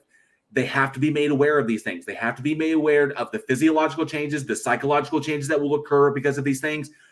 That's just what it is. It's just like if you want to take, like, what's the number one drug for quitting cigarettes? Chantrix. Chantrix. Okay. The big thing about Chantrix, and they make you very well aware of this before you undertake it, because it's really good to make you quit smoking because it rewires your brain. Yep. But guess what? Rewiring your brain against smoking is not as simple as it might sound. They let you know that some of the side effects of taking Chantrix is vivid, lucid nightmares, chronic depression, and suicidal ideation because of what the drug is doing to your brain. My mother underwent Chantrix and experienced all of these things. She hasn't touched a cigarette in, I think like 18, 19 years now, because she took it and she got off and she was done. Like, she doesn't even have the compulsion to smoke anymore. It literally killed it. But the process of getting there was nightmarish because she was rewiring her brain after 40 years of smoking. So you got to be aware of this stuff. It's not something you just walk in and homicidal ideation. It's crazy, but that's the whole point. We make people aware of the side effects of things. We have to instruct people. We have to guide them through these processes. It's not something as simple as you're saying, I'm going to go in but that's what you're implying, 65. Yeah, you're implying that. There's a what is this method of argumentation when you imply something and then your rebuttal is, well, nobody said this. What is that? There's a word for this. I can't remember what it's called. Dishonest bullshit is what it's called. The dishonest bullshit fallacy. I mean, come on. You can't sit there and say, well, one's not as easy as the other. when you made that argument earlier, when you made the argument that it's not as easy to get your arm cut off, which was the implication. I know you didn't exactly type those out, but that was the implication of what you said. So before you go in, that when you say that, well, one is not as easy as the other, the implication is therefore that the first thing you talked about was easy. Nobody said any of it was easy. None of this is easy. Well, and one of the first major things is the post-diction fallacy. Is what 65 is doing. It's called the post-diction fallacy. So you're counting the hits and ignoring the misses. Right. Is essentially what you're doing, and you can't do that. Your reasoning is fallacious because you're only looking at the things that support your argument. This is where we're gonna disengage, because now you've shown me that you're just a dishonest piece of shit. So take your shit, take your ball, go somewhere else, because nobody's here. I'm done with you, because this right here tells me that you're a dishonest piece of shit. And I'm done with that. All right. Because I don't deal with dishonesty. I have no problem with expressing opinion, having a difference of opinion. I have no problem having a discussion about differences of opinion. But when you do that dishonest bullshit, that's where I disengage. I have no time for that. No time for that. Wah, wah, wah. Cry, cry, Oh, cry. yeah. Okay. So, yeah, someone brought that up. It was Liam Wakefield brought that up. Yeah, the Texas sharpshooter fallacy, where when differences in data are ignored but similarities are overemphasized, is the Texas sharpshooter fallacy. But also counting the hits, it's post-diction. It's counting the hits and ignoring the misses. All looking at all the things, and fucking, I deal with this with Christians every single day. With anybody who tries to back their religion, especially when talking about like the Bible or the Quran or the Tanakh or whatever, it's always about that which supports my argument and ignoring that which defeats my argument. So that's what it comes down to. And if you want to be dishonest and just like slide away, then yeah. Dave Cernick, 65 is Greg Abbott.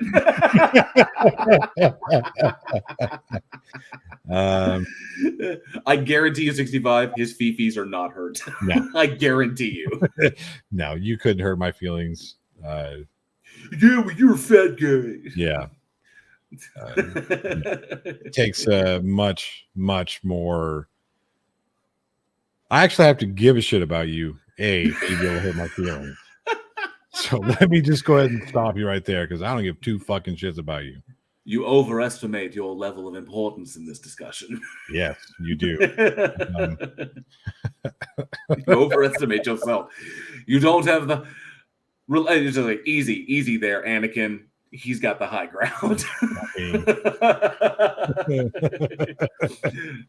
That's why now when Johnny and I go at it, I'm like, I see Obi-Wan has taught you well. Because he takes the high ground. Do you ever catch that? I do. Yeah. It's like Obi-Wan has taught you well because Luke took the high ground. He was like, and that's why Vader was like, I'm gonna walk up these steps. Yeah. I'm just gonna walk up these steps real slow. I'm not making that mistake twice. Yeah, not two times. Not two times. I already got my fake legs put in. Anyway, it's time to get out of here. He blew up the Death Star. That shit wasn't even paid off yet. Damn it. Second one wasn't even fully built. Son of a bitch. This fully operational power of some state, blah, something dark side. something complete. Yeah, exactly. Dude, wow, that was see, that's the kind of conversation that's the kind of conversation I've been. What the hell is an aluminum falcon?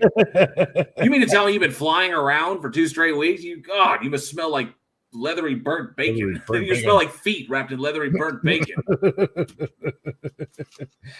Oh man, good times. What the hell is an aluminum falcon?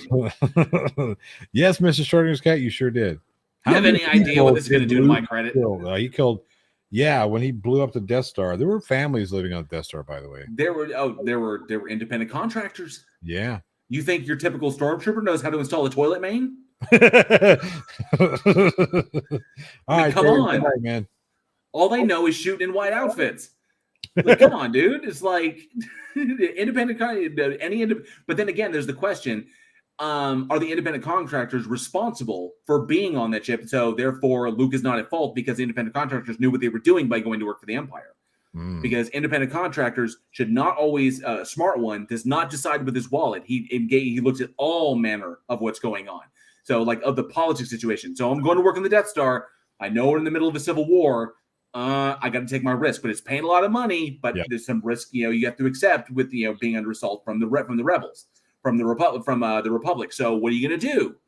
And you take the risk, man. So it was a calculated risk on all those independent contractors who died when the Death Star was blown up. Exactly. See, it's important conversations like these that need to be had. Yes. Yep. If that doesn't, I know exactly what you read. I know exactly what you read. It's like you've never been here before. If that doesn't sum up the sheer stupidity that we were dealing with there. It's like he don't know us very well, do we?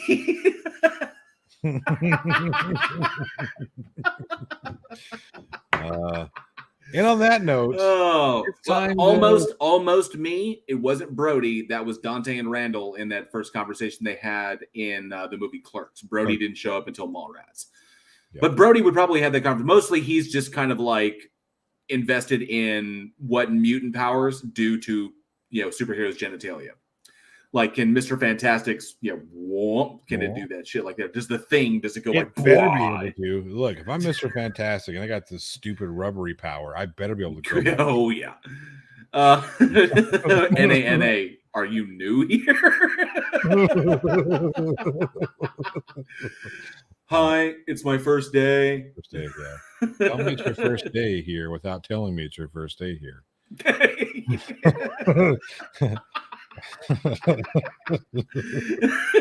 mean, did you not look at the fucking shirt when you walked in? I mean, Jesus Christ. Whatever. Where am I? I don't know. What are all these people doing in my living room? Yes, Layla Miller. I've got him. I had him pulled up. I think I got him bookmarked. But just in case, I'm bringing him up again. Oh, this has been awesome and fantastic, and I'm glad that I got to introduce Torque to everybody tonight, so you can see the new puppy that has joined, and he is super puppy. He gets the zoomies and does all that stuff, so it was intense. So this has been good. This has been a fun one. It's always fun. Like I said, at the end of the day, I want to provide a place for people to have fun, have a good time, cut up a little bit. You have disagreements, that's fine. But we gotta have some fun. That's the idea. JL, you've got a new video coming out in a couple of days. I do. It should be coming out shortly. I'm also going to do another live stream. I know it's been like 10 days since I've uploaded, just because things have just been kind of like just wild over here. So, sorry, 1 second. Oh. So, with what went down with Jingles and just kind of like dealing with taking some time for the family so we could we can process that. And, the outpouring of support that came from the community was fantastic. And then, of course, we found this little guy named Torque that we brought into the house, and adopted. We rescued him, and just, acclimating him with Shotzi and being aware, because we got to be there for them so that we can help them acclimate to each other. So just going through all that and just, processing, because, the house it's different since Jingles left, because, it's always the way it's going to be. And, but, my gratitude to the community for helping us get through that. That was amazing. And, so I had to take time. I had to take some time away, and I know it's been a minute since I've uploaded any shorts or any videos or any live streams, but I will be back. I am. So I'm currently editing my next video, taking a look at Pastor Bruce Mejia and the craziness over at his church, which is interesting because it's a church that's currently in hiding. But there's a reason for that. So I'll get into that. It'll be in my next video. And then, of course, taking a look at Greg Locke and I have a bunch of videos. Obviously, the stupid never stops. The work piles up. So, so I'm going to get to it as soon as I can. I'm also going to live stream again, so I will do another one, so I can sit down and laugh with y'all, same here as we were doing with Johnny. So I've got stuff coming up, I promise. I will be back. I just had to take some time for me and time with the family. Other than that, we have huge things in the works over at Week in Horror. That Johnny's a host over there. I'm a host over there, and with Eugene, Alex, and Aaron as well. We just have big things coming down the pipe, and we can't wait to share them all with you, but we can't because the wheels of the film industry at the indie level move very slowly. Yep. So as we're waiting for approvals and waiting for, contracts that need to be signed and whatever, that takes time and navigating the egos and shit that, it's a whole thing. Yep. But we will get there. And hopefully we will have huge news here shortly. It's either going to have big news or really big news.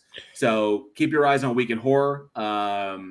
Because I hope. Okay, I'm going to tell you guys right now, if JL, Johnny, Aaron, well, I don't know about Aaron. No, Aaron, he'll still be good. But if JL or Eugene and Johnny disappear for a minute, just know that big things came to fruition. Okay, this is true. That's all I'm going to say.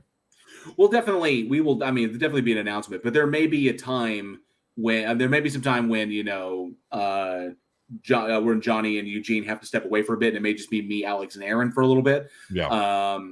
But I mean, it's what we're doing. It's the whole point of what we were trying to build with the Week in Horror brand, and we got look. Thank you, Steaming. I can't wait to have you on the show. Yeah, score. So, but yeah, it's huge things coming, and I cannot wait. This is why I appreciate Craven more, Dick. Yes. So I can't wait to we can't wait to share that stuff with you when we get the opportunity to do so. We just can't. Number one, we don't want to spoil anything. Number two, this is pretty much how it goes. But yeah, so huge things at Week in Horror, big things at Bridge the Divide. I hope to see everybody over there. And other than that, that's pretty much all that's going on over here. Yeah, I've got a couple things in the works for the Plot Hole channel. I would love to get to 50,000 by the end of the year. That's a pretty big number there, I know. But I think we can do it. We're a fifth of the way there. We just need 40,000 more. No big deal. I'd like to get to 2,000. I would like to see you get to 10,000, JL. I'd like to get to 5,000. But yeah. I mean, I've hit I know that we plateau every once in a while, and I know I had to take a little bit of time, before I putting anything out. This is pretty much it. But what am I? I think I'm currently at what am I currently at? Let me actually look at my channel. Yeah, 14 real fast. I got to go to the studio to get an actual number. Yes, I officially crossed 1461. So I'm originally 1460. So I'm at 1461. So I'm still quite a ways away from whatever. But I hope eventually I will hit 2K. 2K is my big goal. I'd love to be able to hit 2,000. That would be fantastic. But I've accepted this that my content is different than the vast majority. I don't put something out like every day. I don't do like 2 times a week because my production values are high. But I accept this. I accept this as just kind of like a con of how I put out content. So this is the way I like to do it. And if I may change in the future, I may not. But this is the way my mind works. Well, you spread your stuff over. You've got the Week in Horror. So you put out something once a week. Week in Horror is every week. Yeah. Yeah. So I was doing Week in Horror before I really went hardcore on my channel. But because Week in Horror is a brand that is leading to making movies. Right. Actually being a filmmaker professionally. I mean, I always have been, but doing it legitimately and drawing income from that, and that whole big thing has been a massive goal in my personal life. And so that's coming, that's occurring, that's happening. And everyone that supports the channel over there, I can't wait to bring you along for that ride. So Bridge the Divide does kind of get second burner to that, but I still try to put out as often as I can, and that's pretty much it. So hopefully, eventually, I think I don't even know what that 9 to 7 is 30. So I need 500 and 539. Yeah. Yep. So I need 539 to get to 2,000. Hopefully You'll- soon. it'll happen. It'll happen. Anyway, that's that time. We're out of here. It's just over 3 hours, so we're good for the night. JL, thank you so much for joining me. I had a lot of fun. You could, do a community post and you can link me there. I'm just saying. What? You're breaking up. I can't Yeah. hear you anymore. What? You're happy doing it all yourself? Oh, okay, great. That's good to You know. got it all by yourself. You're gonna get to cool. Gotcha. Anyway, it's time to get out of here. Everybody, cheers. You know what time it is? That's right. It is finger guns, baby.